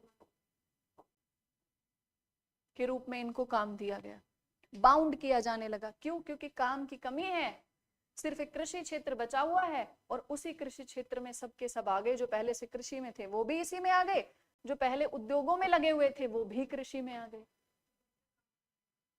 अब आप सोच के देखिए, हम ये कहते हैं कि भारत जो है, भारत बहुत बड़ा क्वेश्चन आपसे पूछ रही हूं और इस चीज को बहुत ध्यान से समझना। आज हम कहते हैं कि भारत की अर्थव्यवस्था में या तो बहुत बड़ा योगदान कृषि का हुआ करता था, कभी प्राइमरी सेक्टर का हुआ करता था। आज भारत की अर्थव्यवस्था में प्राइमरी सेक्टर के बजाय हम सीधे कहां जंप कर गए? हाँ, सर्विस सेक्टर में, है ना, टर्शियरी सेक्टर में पहुंच गए। क्यों? बीच में क्या रह गया बताइए? प्राइमरी सेक्टर से, प्राथमिक क्षेत्र से हम सीधे सेवा क्षेत्र में पहुंच चुके हैं। ठीक है, ये वर्तमान स्थिति है।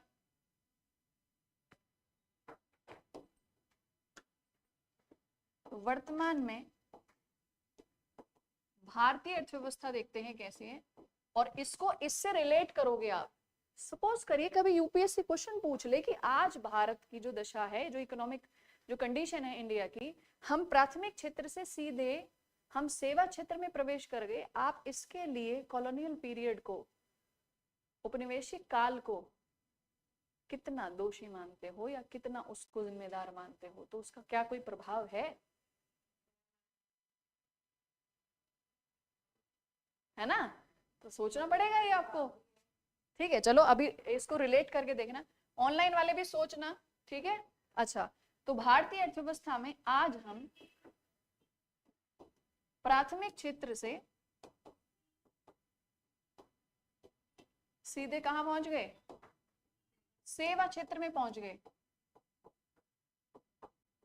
ये जो जगह है ये रह गई, और ये कौन सी जगह है? ये विनिर्माण क्षेत्र रह गया, है ना, सेकेंडरी सेक्टर रह गया, जिसे क्या कहा जाता है? विनिर्माण।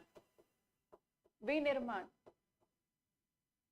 मतलब वो क्षेत्र जहां पर, ध्यान से सुनना, जहां पर कच्चे माल को, रॉ मटेरियल को किसी वस्तु में कन्वर्ट किया जाता है। इसका मतलब भारत में उद्योगों की कमी रह गई। उद्योग क्या होते हैं? कैसी इकाइयां होती हैं? उद्योग वो इकाइयां होती हैं जो कच्चे माल का प्रयोग करके उससे एक वस्तु का निर्माण करती है। तो निर्माण की वो प्रक्रिया वाला जो पार्ट होता है, ठीक है, प्रक्रिया, ये जो प्रक्रिया होती है ये किससे जुड़ी हुई है? ये सीधे उद्योग से या विनिर्माण से जुड़ी हुई है। अब भारत में ये नहीं है, या इसकी बहुत ज्यादा कमी है भारतीय अर्थव्यवस्था में, और भारत सीधा प्राइमरी सेक्टर से सीधा सर्विस सेक्टर में पहुंच गया। अब एक बात बताइए, जब कोई देश सीधा सर्विस सेक्टर पे पहुंच जाता है तो उसकी अर्थव्यवस्था को क्या आप एकदम स्ट्रॉन्ग इकोनॉमी कहोगे, मजबूत अर्थव्यवस्था कहोगे? नहीं कह सकते। स्ट्रॉन्ग इकोनॉमी बनाने के लिए, मजबूत अर्थव्यवस्था बनाने के लिए, विकास करने के लिए किसकी जरूरत होती है? विनिर्माण क्षेत्र के भी मजबूत होने की जरूरत होती है। क्यों? क्योंकि विनिर्माण क्षेत्र का जब इसकी तरफ आगे बढ़ेंगे, इस दिशा में काम करेंगे, तो सरकार क्या बनाना पड़ेगा? सड़कें बनानी पड़ेंगी, है ना, सुरक्षा देनी पड़ेगी, बिजली की व्यवस्था करनी पड़ेगी, इंफ्रास्ट्रक्चर डेवलप करना पड़ेगा। ठीक है, और जब ये सारे काम होंगे तब जाके हम कहेंगे एक्चुअल वे में कि अब जो है रोजगार ज्यादा से ज्यादा लोगों को मिल रहा है, अब अर्थव्यवस्था मजबूत हो चुकी है। तो अब बताइए, अब वर्तमान में जो भारत की सरकार है, जो हमारा बजट है, उसको देख के आप क्या कहोगे कि क्या अब हम इस विनिर्माण क्षेत्र की ओर बढ़ रहे हैं कि नहीं बढ़ रहे? कैसे? गवर्नमेंट की अप्रोच, उनकी पॉलिसीज देख के आप आइडिया लगा सकते हो। जब एंटरप्रेन्योरशिप के लिए जो भारत का यूथ है उसको मोटिवेट किया जा रहा है ना, कहा जा रहा है कि स्टार्टअप लगाइए, बिजनेस करिए, तो बिजनेस करोगे तो आप क्या करोगे, कहीं ना कहीं इस तरीके की यूनिट्स बनाओगे। आप देखिए कि कितने तेजी से भारत में इस समय सड़कों का विकास हो रहा है।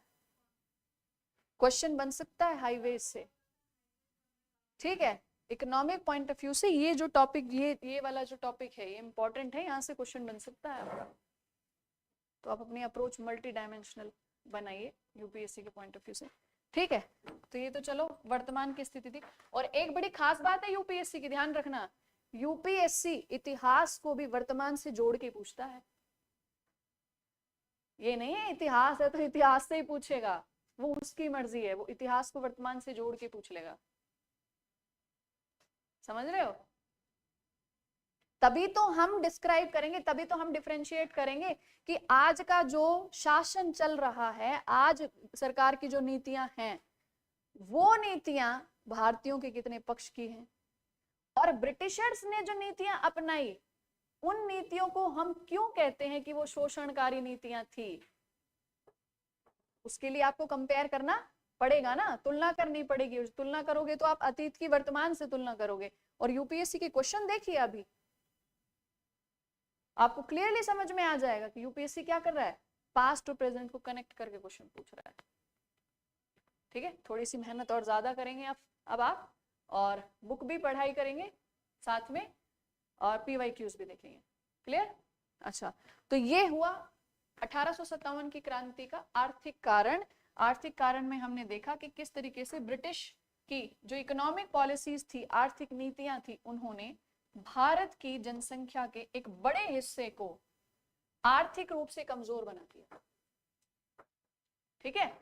आर्थिक रूप से भारत की बड़ी जनसंख्या को, आज भी भारत की अधिकांश जनसंख्या, मतलब 60 to 70% population of India involve है किसमें, कृषि और उसके सहायक क्षेत्रों में शामिल है। तो आप सोच के देखिए, उस समय जो भारत की जनसंख्या रही होगी, जब हस्तशिल्प उद्योग नष्ट हो गए होंगे उनकी आर्थिक नीतियों के कारण, है ना, और कृषि क्षेत्र पर कितना दबाव पड़ा होगा, इतनी बड़ी जनसंख्या को का भार कौन उठा रहा था, वही कृषि क्षेत्र। और उसी कृषि क्षेत्र में भी अब जो कृषि हो रही थी वो किस आधार पर हो रही थी, बाजार की मांग के अनुसार हो रही थी, ब्रिटिश उद्योगों की आवश्यकता के अनुसार भारत में कृषि हो रही थी। अब आप सोच के देखिए कि भारत से जो हम कहते हैं ड्रेन ऑफ वेल्थ, वो किस लेवल का था, समझ में आ रहा है? तो ये थे आर्थिक कारण। तो भारत के, अगर हम ये कहते हैं कि भारत के किसान ब्रिटिश नीतियों से परेशान थे, वो इस क्रांति में शामिल हुए, इसका मतलब क्या हुआ, भारतीय समाज का अधिकांश हिस्सा क्रांति में शामिल हुआ। क्योंकि किसान वो सिर्फ एक शब्द या दो चार लोग नहीं है, एक कोई समूह नहीं है, भारतीय जनसंख्या का एक बड़ा हिस्सा जो कृषि क्षेत्र में शामिल था वो। समझ में आ रहा है? ठीक है। अच्छा, नेक्स्ट पॉइंट लिखिए, नेक्स्ट हेडिंग, सामाजिक कारण, सोशल कॉज।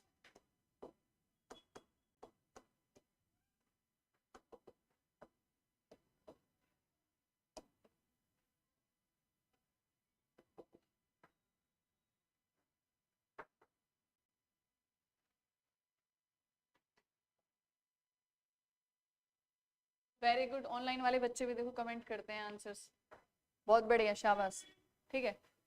तो सामाजिक कारण में क्या क्या शामिल हो जाएगा, ब्रिटिश ईस्ट इंडिया कंपनी ने, देखो आप याद करिए उपनिवेशीकरण के लिए जब मैंने 3 चरण बताए थे, क्या क्या बताया था कि कोई भी बाहरी शक्ति जब किसी दूसरे क्षेत्र पर अपना अधिकार करना चाहती है, उसको उपनिवेश बनाना चाहती है, तो वो क्या करेंगे, सबसे पहले आर्थिक वर्चस्व बनाएंगे, फिर आर्थिक वर्चस्व के बाद राजनीतिक संप्रभुता स्थापित करेंगे, और तीसरा और अंतिम चरण क्या होता है, सांस्कृतिक वर्चस्व की स्थापना करना, कल्चरल डोमिनेंस क्रिएट करना, ठीक है। और कल्चरल डोमिनेंस क्रिएट करना क्यों इंपॉर्टेंट होता है बताइए?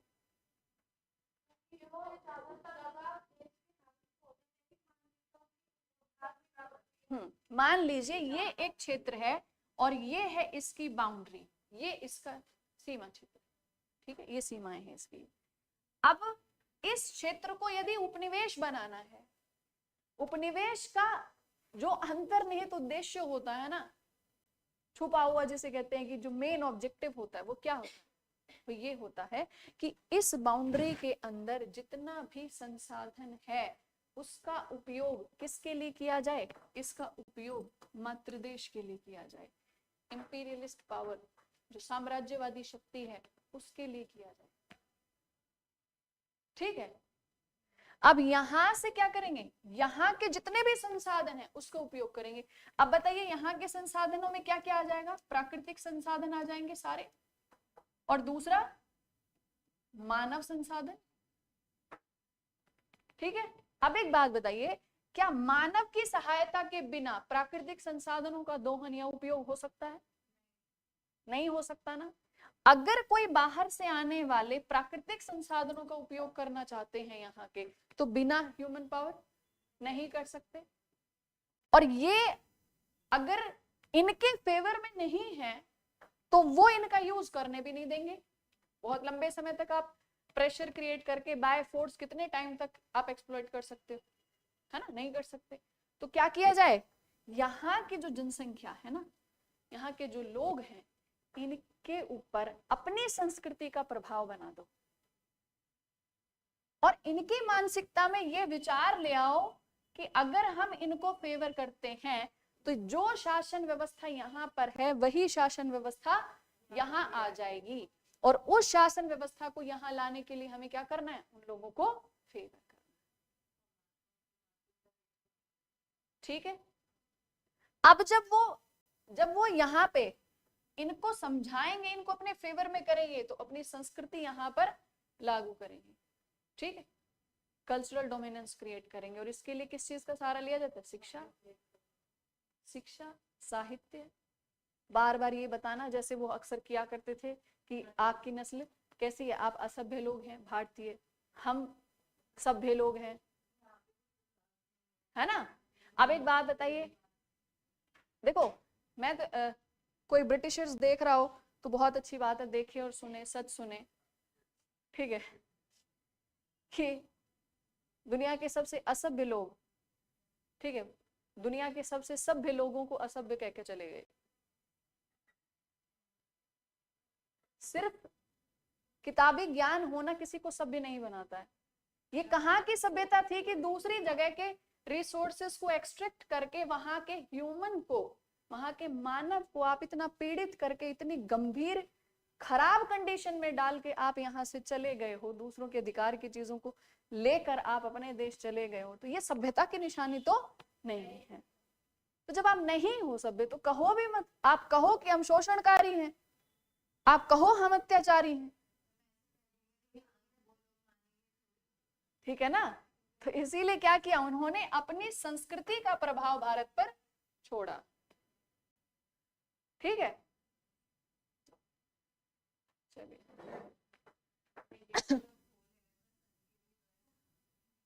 नहीं बोले तो हाँ ठीक है। तो अब इन्होंने क्या किया, इनके ऊपर सांस्कृतिक प्रभाव डालना शुरू किया। अब इसके लिए इन्होंने क्या किया, पश्चिमी शिक्षा। पर अभी देखो शिक्षा किसी भी देश की हो, किसी भी क्षेत्र की हो, शिक्षा खराब नहीं होती, शिक्षा कभी भी खराब नहीं होती। हाँ, आप उसका उपयोग कैसे कर रहे हो वो सही या गलत हो सकता है।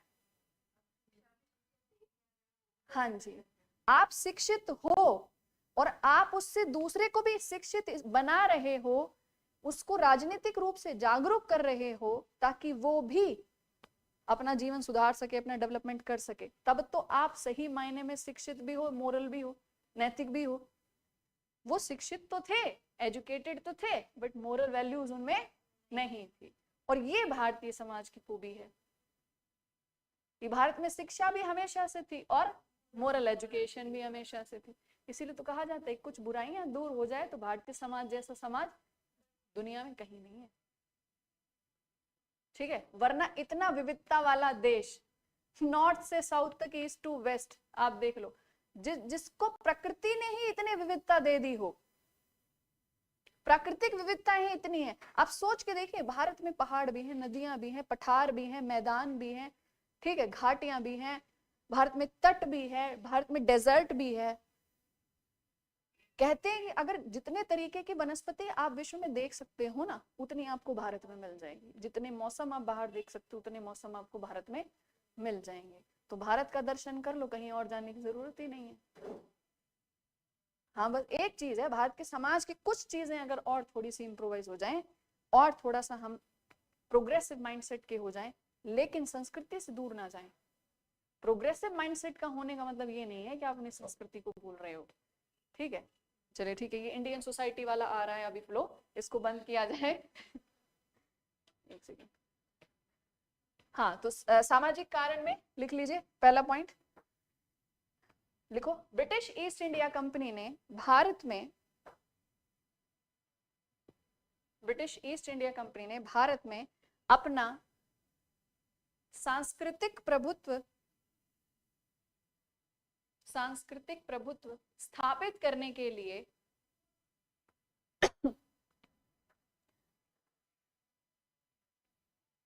पश्चिमी शिक्षा का सहारा लिया,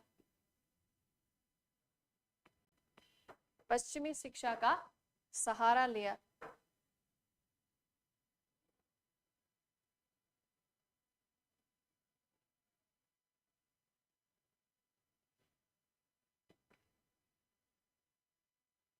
ठीक है, नेक्स्ट पॉइंट लिखो, इसी कंटिन्यूएशन में लिख लो, कोई दिक्कत नहीं। ठीक है, ब्रिटिश के द्वारा भारतीय समाज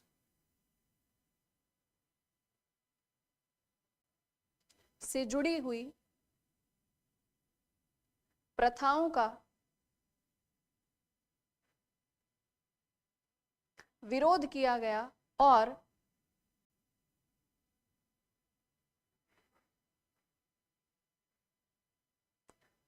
उन्हें रोकने के लिए कानून बनाए गए, किया गया और उन्हें रोकने के लिए कानून बनाए गए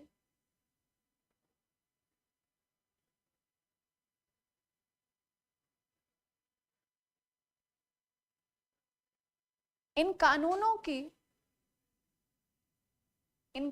की भारतीय रूढ़िवादी हिंदू और मुस्लिम जनसंख्या ने,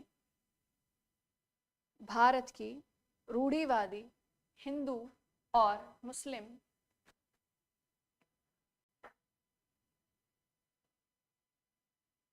जनता ने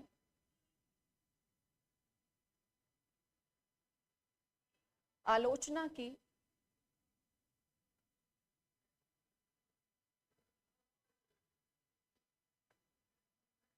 इनके अनुसार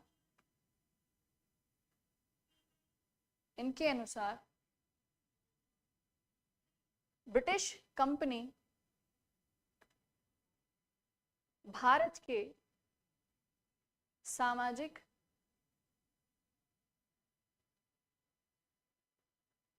और धार्मिक व्यवस्था में या धार्मिक मान्यताओं में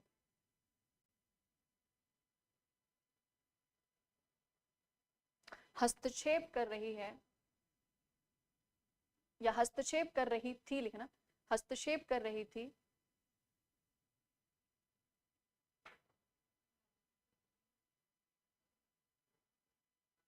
उनके अनुसार ब्रिटिश क्या कर रहे थे, भारत के सामाजिक और धार्मिक मान्यताओं में हस्तक्षेप कर रहे थे।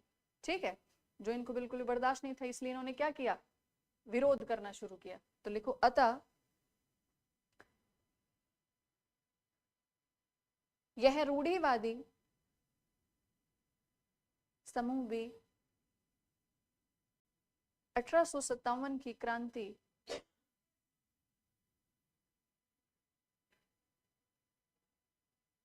का हिस्सा बना।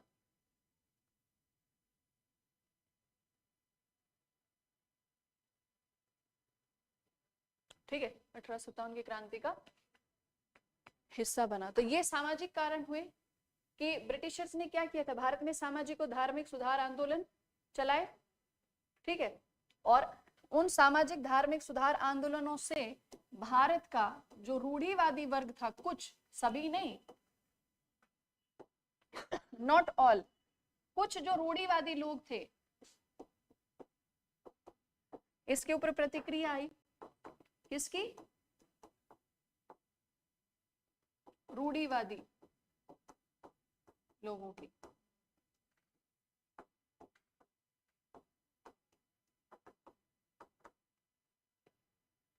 और क्या आरोप लगाया गया कि आप भारत जो हमारे निजी मामलों में, हमारे पारिवारिक मामलों में हस्तक्षेप कर रहे हैं, हमारी सामाजिक और धार्मिक मान्यताओं का आप विरोध कर रहे हैं, उनमें हस्तक्षेप कर रहे हैं। ठीक है, तो ये हुआ सामाजिक कारण। ठीक है, अच्छा, हमने राजनीतिक, सैन्य, आर्थिक और सामाजिक सारे कारण लिख लिए। अब अगली हेडिंग ये है कि 1857 की क्रांति में कौन कौन शामिल हुए। ठीक है, तो लिखो 1857 की क्रांति में शामिल वर्ग।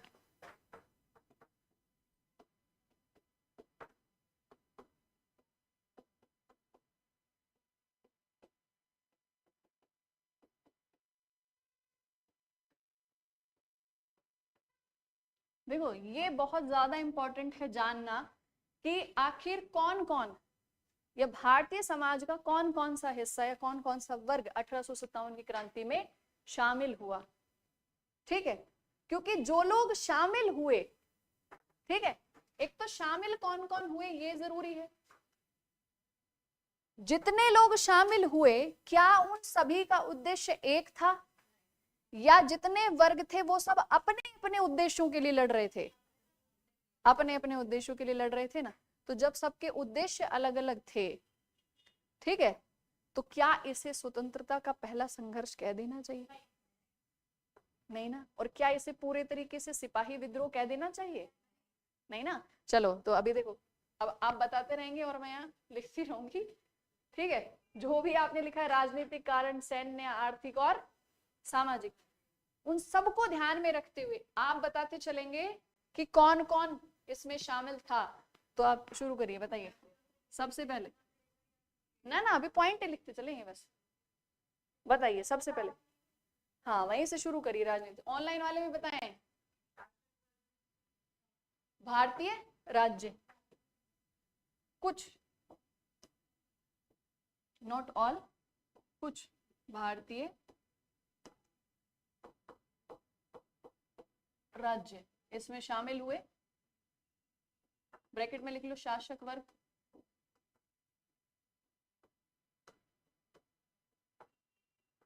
अच्छा, आगे बताइए। सिपाही, ठीक है। सिपाही सारे भारत के क्या? सारे भारत के सिपाही थे?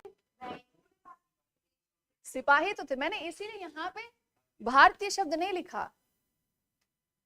अगर भारतीय शब्द लिख दे तो इसका मतलब भारत के जितने भी थे सभी। अब यहाँ पे सिपाही कौन से थे याद करिए, जो हमने इंसिडेंट अभी डिस्कस किया, जो भी घटनाएं हमने डिस्कस की। ठीक है, कि पहले बैरकपुर में विरोध हुआ, मेरठ पहुंच गए, दिल्ली पहुंच गए। सिख वाला मैटर तो 1806 का था। हाँ, मेनली कहाँ कहाँ के? बंगाल, बिहार, अवध वाले क्षेत्र के, दिल्ली के आसपास वाले, ये सिपाही थे, ना कि सारे। ठीक है ना, फिर सारे आ जाएंगे इसमें शामिल। तो आप क्या लिखोगे? सिपाही वर्ग शामिल था इसमें। ठीक है, तो अब सिपाही वर्ग में फिर जब आप इसको डिस्क्राइब करना शुरू करोगे तब आप लिखोगे, क्योंकि देखो ये जो अभी पॉइंट हम डिस्कस कर रहे हैं ना, इसमें क्या क्या चीजें शामिल, मतलब क्या क्या इससे आप और समझ पाओगे। जब हम देख लेंगे कि कौन कौन सा वर्ग शामिल हुआ, तो दूसरा पॉइंट आएगा इन सभी वर्गों का उद्देश्य क्या था। तीसरा पॉइंट ये आ जाएगा कि इस 1857 की क्रांति में जब इतने अलग अलग वर्ग शामिल हो गए, उसके बाद भी वो कौन सी सीमाएं थी जो इसकी असफलता का कारण बनी। समझ गए? तो जो अभी यहाँ पे लिखोगे ना, इन्हीं से सारा सॉल्व हो जाएगा। ठीक है, अभी थर्ड पॉइंट बताइए फटाफट।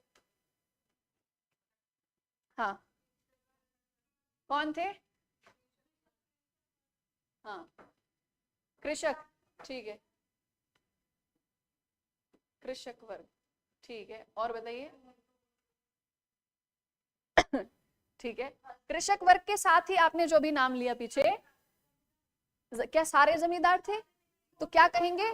छोटे जमींदार। और याद करिए जब महालवाड़ी सिस्टम पढ़ाया था आपको, तब मैंने एक और टर्म यूज की थी कि मुगलों की जो राजस्व व्यवस्था थी उसमें उनको राजस्व एकत्र करने का अधिकार दिया जाता था।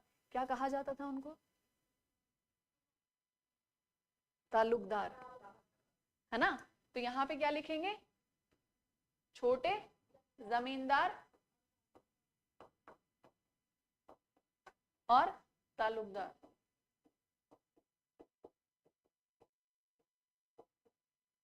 नेक्स्ट बताइए।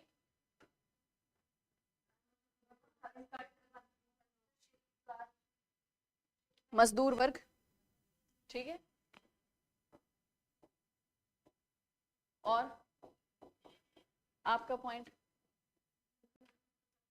रूढ़िवादी हिंदू और मुस्लिम समूह।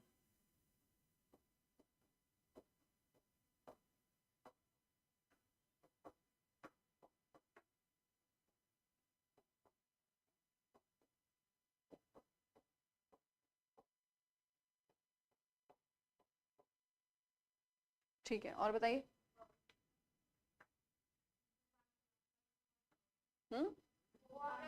हाँ, शासक वर्ग में आ गया, ठीक है। अच्छा, राजनीतिक कारण जहां पे शामिल थे वहां से कौन आ गए? शासक वर्ग आ गए। जहां सैन्य कारण था वहां से कौन आ गए? सिपाही आ गए।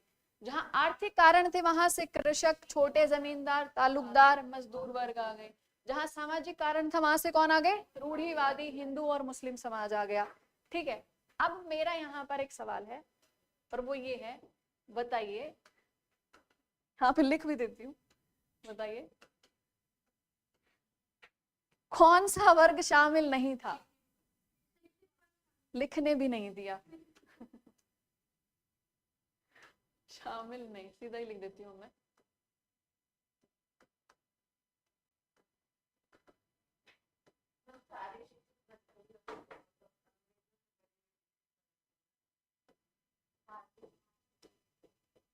शिक्षित वर्ग, भारत का जो शिक्षित वर्ग था, ठीक है, वो शामिल नहीं हुआ। अच्छा, तो क्या भारत के सारे शासक शामिल थे इसमें? हाँ, ठीक है, कुछ शासक शामिल नहीं हुए। ठीक है, शिक्षित वर्ग इसमें शामिल नहीं हुआ, कुछ शासक इसमें शामिल नहीं हुए। बड़े जमींदार, बड़े जमींदार,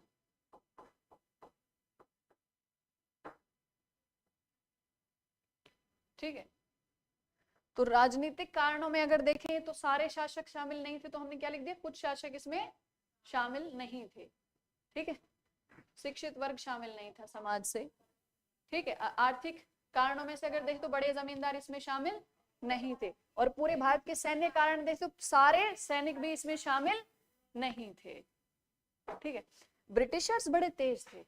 जब अवध में जब अवध में इसको सप्रेस करना था, क्रांति को, ठीक है, इसका दमन करना था, तो सिपाही कहां से लाए?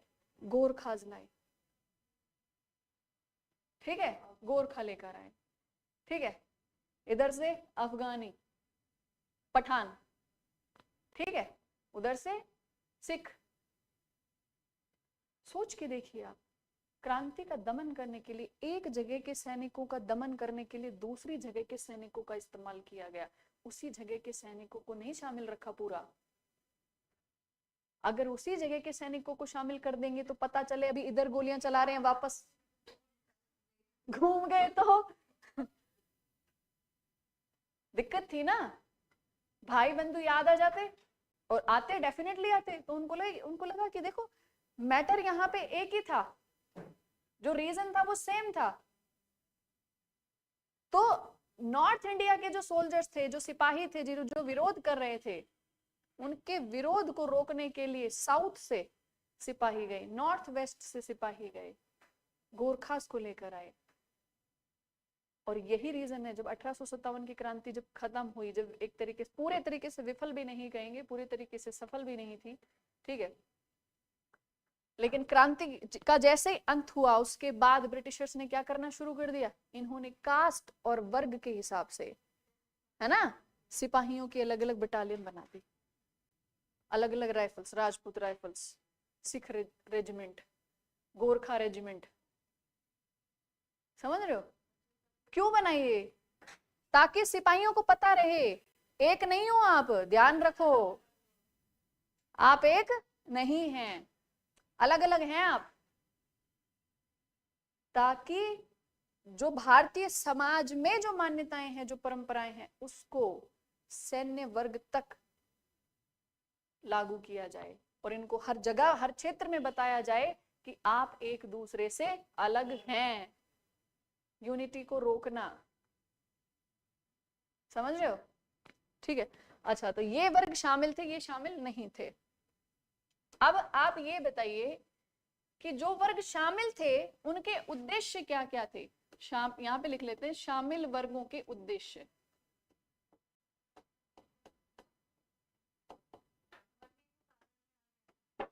ना, अभी उद्देश्य बताओ। वो कारण अलग होता, उद्देश्य अलग होगा। कारण से जुड़ा हुआ, जिस कारण से वो परेशान थे, अब वो उस चीज से छुटकारा पाने के लिए उस उद्देश्य से लड़ेंगे। तो अच्छा बताइए, तो भारतीय शासक किस लिए लड़ रहे थे?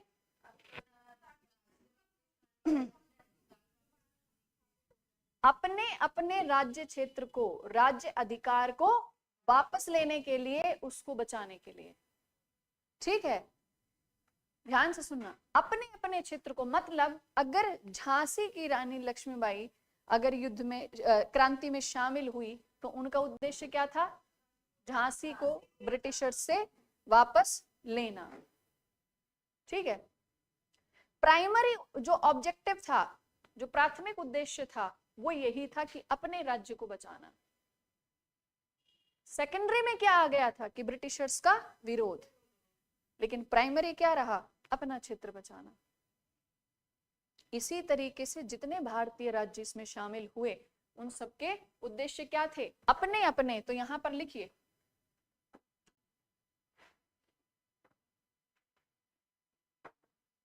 अपने अपने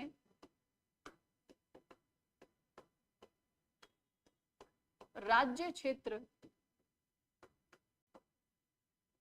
को वापस पाना।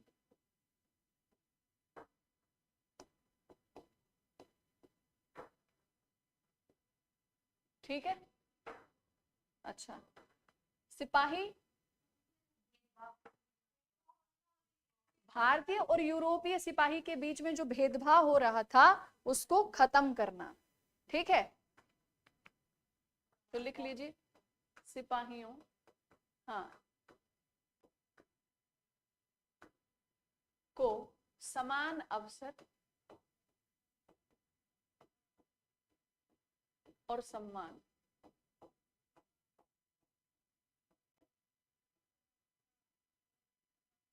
ठीक है, समान अवसर और सम्मान मिले, ये इनका उद्देश्य था। कृषक समाज, जो कृषक वर्ग जो इस क्रांति में शामिल हुआ था, उसका उद्देश्य क्या था?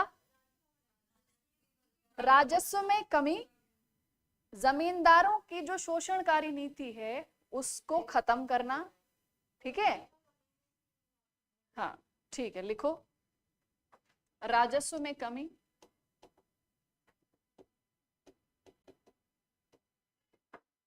शोषण, जमींदारों और साहूकारों के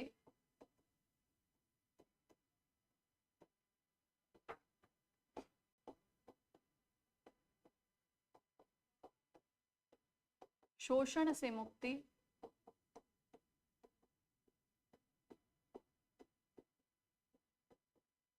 और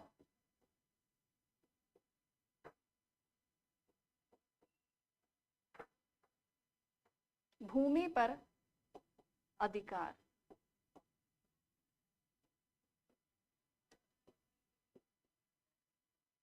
भूमि पर अधिकार लिख लिया? अच्छा, अब बताइए, छोटे जमींदार जो थे, ठीक है,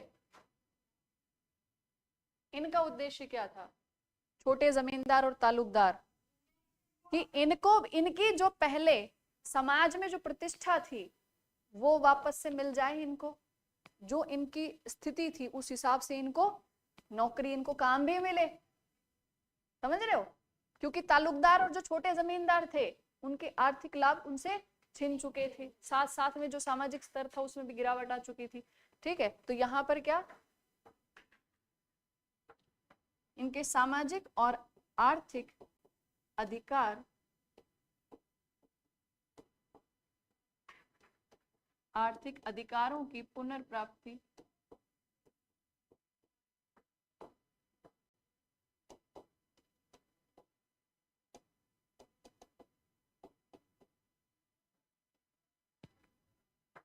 ठीक है। मजदूर वर्ग क्या चाह रहा था,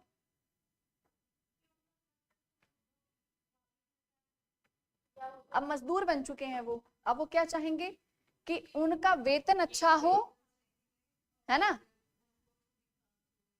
बिल्कुल, उन जो उनका कार्यस्थल है वहां पर सुविधाएं, मेनली तो इनका यही था कि वेतन उनका अच्छा हो, उनकी आर्थिक स्थिति में थोड़ी बढ़ोतरी हो। ठीक है, और शोषण से मुक्ति, क्योंकि जो मजदूर वर्ग थे, जैसे बागान वगैरह लगाए जाते थे तो इनको क्या कर लिया था, बंधुआ मजदूर के तौर पे रख लिया जाता था, कॉन्ट्रैक्ट कर लिया जाता था, उससे बाहर नहीं निकल पाते थे फिर ये लोग। ठीक है, तो यहाँ पे क्या लिखेंगे, वेतन में वृद्धि और शोषण से मुक्ति।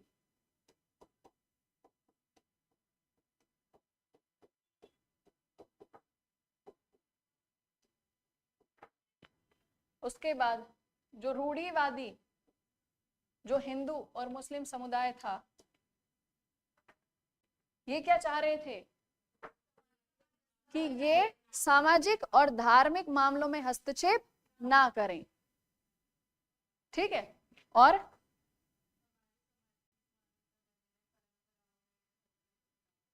ठीक है, तो लिख देते हैं कि सामाजिक व धार्मिक मामलों में स्वतंत्रता रहे,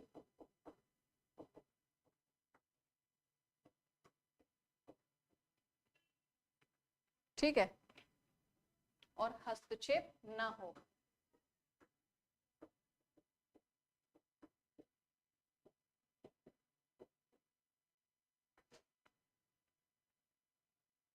क्लियर, सबके उद्देश्य ही अलग अलग।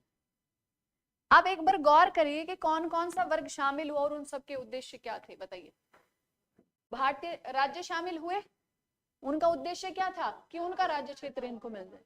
सिपाही शामिल हुए, उनका उद्देश्य क्या था कि उनको समान अवसर और सम्मान मिले। ठीक है, समान अवसर, फिर चाहे वेतन में हो, ठीक है, प्रमोशन पदोन्नति की बात हो, ठीक। उसके बाद राजस्व में कमी हो जाए, ये कृषक चाहता था। जमींदारों के अत्याचारों से मुक्ति मिल जाए, ठीक है, और भूमि पर उनके जो अधिकार है वो वापस उन्हें मिल जाएं। इसी तरीके से छोटे जमींदार और तालुकदार क्या चाहते थे कि पहले जो पुराने जो राजस्व व्यवस्था थी उसमें इनको सामाजिक और आर्थिक जो लाभ मिलते थे वो इन्हें मिल जाएं।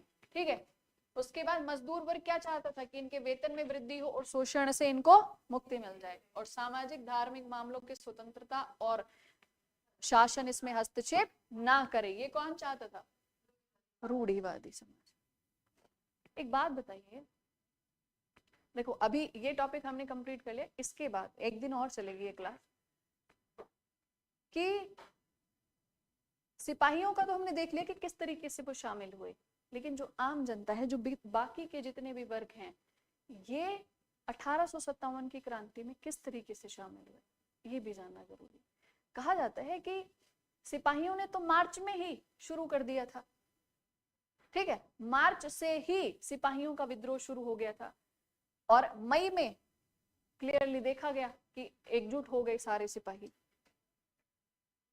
कहते हैं कि 10 और 11 मई ये वो दिन माने जाते हैं जब विद्रोह बड़े स्तर पर सिपाहियों की तरफ से शुरू किया गया, और कहते हैं तभी ये खबरें फैलने लग गई थी, ये विचार बनाया जा रहा था कि 30 मई को वो तारीख निश्चित की जाए कि जहां सारे वर्ग सभी एक साथ मिलकर विद्रोह करेंगे ब्रिटिशर्स के खिलाफ। तो तारीख उन्होंने निश्चित कर ली।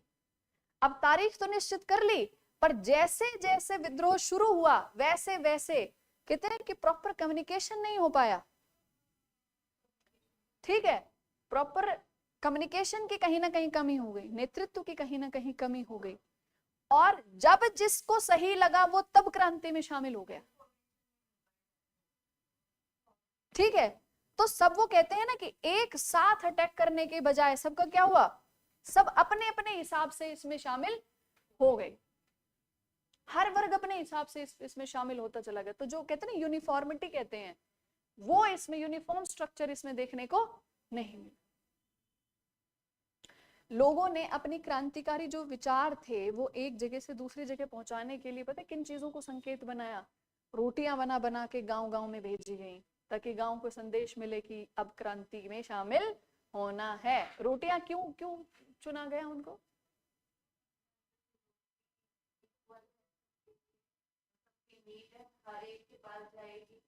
क्योंकि भारत की जो अधिकांश जनसंख्या थी वो क्या थी, किसान। सबसे अधिक शोषण किसका हो रहा था, किसान का। उनकी दशा इतनी खराब हो चुकी थी कि उनके पास सर्वाइवल के लिए भी, जीवन यापन के लिए भी साधन नहीं बचते थे। इसलिए कहा गया था कि ये तो अब किसका मामला हो चुका है, रोटी का मामला हो चुका है, लड़ना पड़ेगा अब सबको। और गांवों को शामिल किया जा रहा था, मैसेज दिया जा रहा था। ठीक है, और बस दिक्कत ये हो गई कि सारे के सारे एक साथ नहीं शुरू हुए युद्ध करने, मतलब विद्रोह करने के लिए। ठीक है, अलग अलग क्षेत्रों में अलग अलग समय पर क्रांति की शुरुआत हो गई, और ऐसे में ब्रिटिशर्स को हेल्प मिल गई इस क्रांति का दमन करने। अब बताओ, इतने सक्सेसफुली उन्होंने इतने बड़े लेवल पर क्रांति का दमन कैसे कर दिया?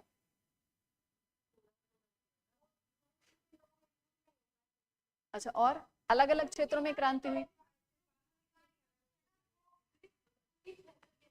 अच्छा, और सोचिए।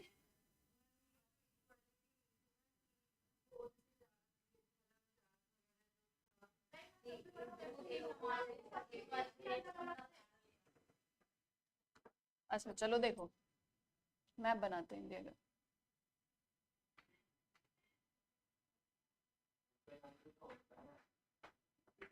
बिल्कुल,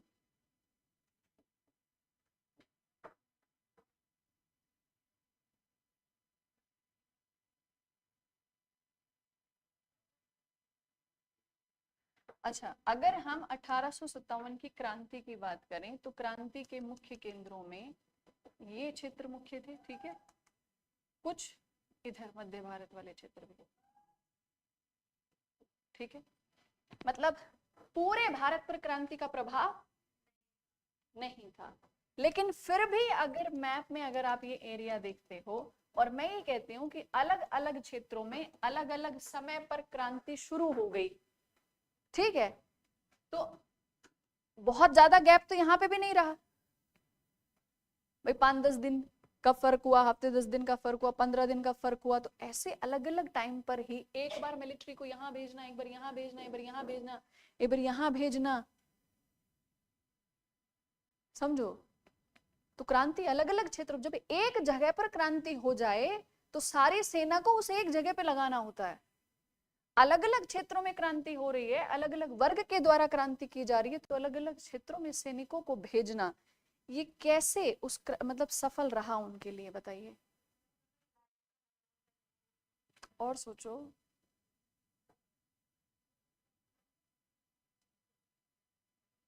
सोचिए उनकी मिलिट्री क्या हर जगह पे पहले। अभी देखो आप मैं मेरे से आंसर आ जाएगा अभी।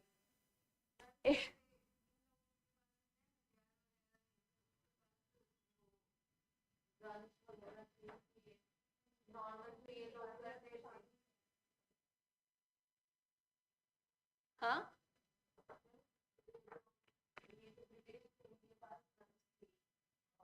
सोचिए। अच्छा चलो मैं एक बार और पूछती हूँ, ठीक है, समझ जाना। अलग अलग क्षेत्रों में क्रांति हुई, अलग अलग केंद्रों में, ठीक है, और ब्रिटिशर सक्सेसफुल रहे समय पर इन क्रांतियों का दमन करने में। तो क्या ब्रिटिशर्स के पास अलग अलग जगह पे फोर्स अवेलेबल थी? क्या, क्यों फोर्स सब जगह क्यों अवेलेबल थी?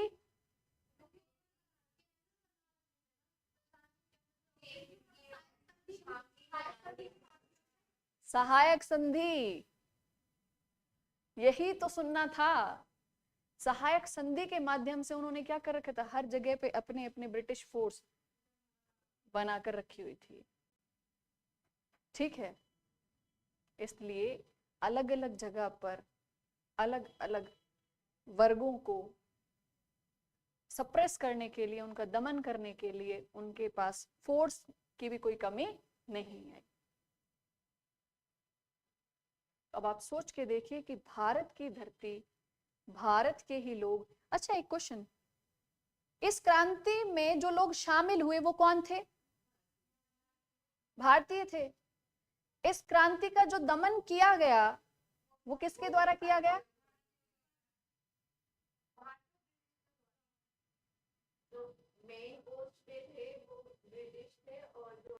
कमांड ब्रिटिशर्स की थी, दमन प्रत्यक्ष रूप में किसने किया? भारतीयों ने इसका दमन किया। ठीक है, तो भारतीयों के द्वारा ही ये क्रांति की गई और खुद भारतीय सिपाहियों के द्वारा ही इस क्रांति का दमन किया गया। ठीक है, और इसीलिए कहीं ना कहीं ये जो क्रांति थी ये अपने आप में कमजोर पड़ती भी चली। एक तो लैक ऑफ कम्युनिकेशन है ना, प्रॉपर प्लानिंग नहीं, उसके बाद सबके अपने अपने उद्देश्य। कृषक समाज जो था, जो कृषक वर्ग थे, अब बेचारा उनको तो दिक्कत किससे? साहूकार से और जमींदार से। अब वो करे ब्रिटिशर से बाद में निपटेंगे, पहले साहूकारों के घर चलिए, इन्होंने बही खाते बना रखे हैं, पहले हिसाब करके आते हैं। अब उनका क्रांति करने का तरीका भी अलग था क्योंकि उनका उद्देश्य अलग था। अब बताइए, शोषण से मुक्ति तो तब मिलेगी ना जब वो बही खाते में से नाम कटेगा। तो वो क्या करते, उनका क्रांति करने का तरीका क्या था, क्रांति का स्वरूप। कल हम जब टॉपिक पढ़ेंगे तब डिस्कस करेंगे इस चीज को, क्रांति का स्वरूप उनका कैसा था। गए साहूकारों के घरों में आग लगा दी, बही खाते उठा कर लेके आए, सारे एक जगह जला दिए। साहूकार जमींदार छुप छुप के भाग गए, करे अगर हम सामने आ गए, पता चले हमें भी इन बही खातों के साथ हमारा भी हिसाब किताब हो जाए तो। ठीक है, जो जमींदार हाथ लगे मार पिटाई, मार दिया उनको, बड़े बड़े जमींदार। अब एक बात बताइए, इसी बात से आप ये बताइए, जो बड़े जमींदार और साहूकार होंगे वो क्रांति का समर्थन करेंगे कि दमन करने में सहायता करेंगे? साहूकार और जमींदार समर्थन करेंगे कि दमन करने में सहायता करेंगे? ये डिप्लोमेटिक आंसर है, ये नहीं चलेगा, ये डिप्लोमेटिक आंसर है भाई, गलत बात है। अब दो लाइनों को मिक्स करके एक बार बोल रहे हो। दमन करने में सहायता करेंगे। अच्छा अब एक बात बताइए, अब एक बार फिर से सोचिए, क्रांति भारतीयों ने की, सेना दमन कर रही थी और ब्रिटिशर्स की सहायता कौन कर रहे थे? खुद भारत के बड़े जमींदार और साहूकार। और ना सिर्फ भारत के बड़े जमींदार और साहूकार, शिक्षित वर्ग था वो तो शामिल ही नहीं था। उन्होंने कहा कि देखी जाएगी क्रांति का जो भी रिजल्ट है, हम तो इसमें शामिल नहीं है, क्योंकि वो नहीं चाहते थे जी। और बहुत सारे ऐसे राज्य थे जिन्होंने इस क्रांति का समर्थन नहीं किया। समर्थन नहीं करना अलग बात होती है, लेकिन दमन करने में सहायता करना अलग बात होती है। तो कुछ तो ऐसे राज्य थे जिन्होंने इस क्रांति का दमन करने में ब्रिटिशर्स को सहायता दी, हथियार दिए, सेना दी। ठीक है, जासूसी कर करके खबरें पहुंचाई।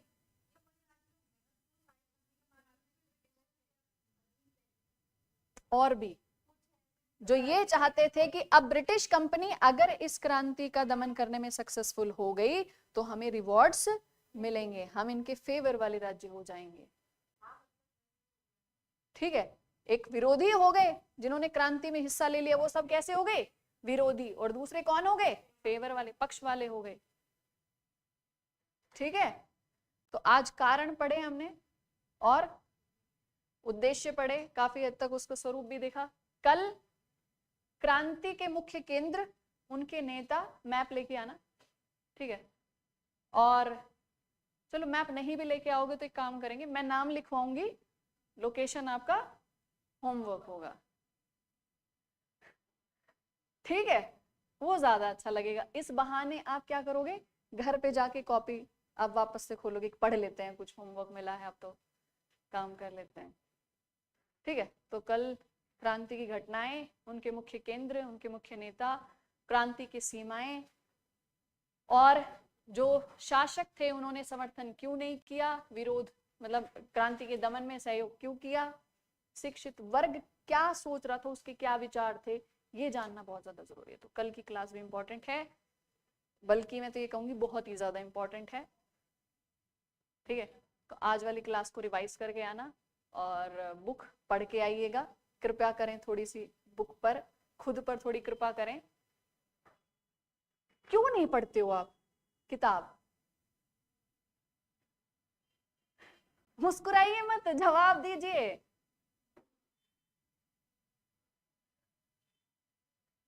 आज किताब से पूछना जाके कि बताइए हम तुम्हें क्यों नहीं पढ़ते शायद उससे जवाब मिल जाए, है ना, गंभीर चिंतन कर रहे हैं, ठीक है। हो सकता है किताब ही जवाब दे दे, तो फिर किताब कहेगी काम कर, मुझे पढ़ के देख, तब पता चलेगा कि तुम मुझे क्यों नहीं पढ़ते इस बहाने हम पढ़ लोगे, ठीक है। Thank you so much, online वाले भी, थैंक यू एवरीवन।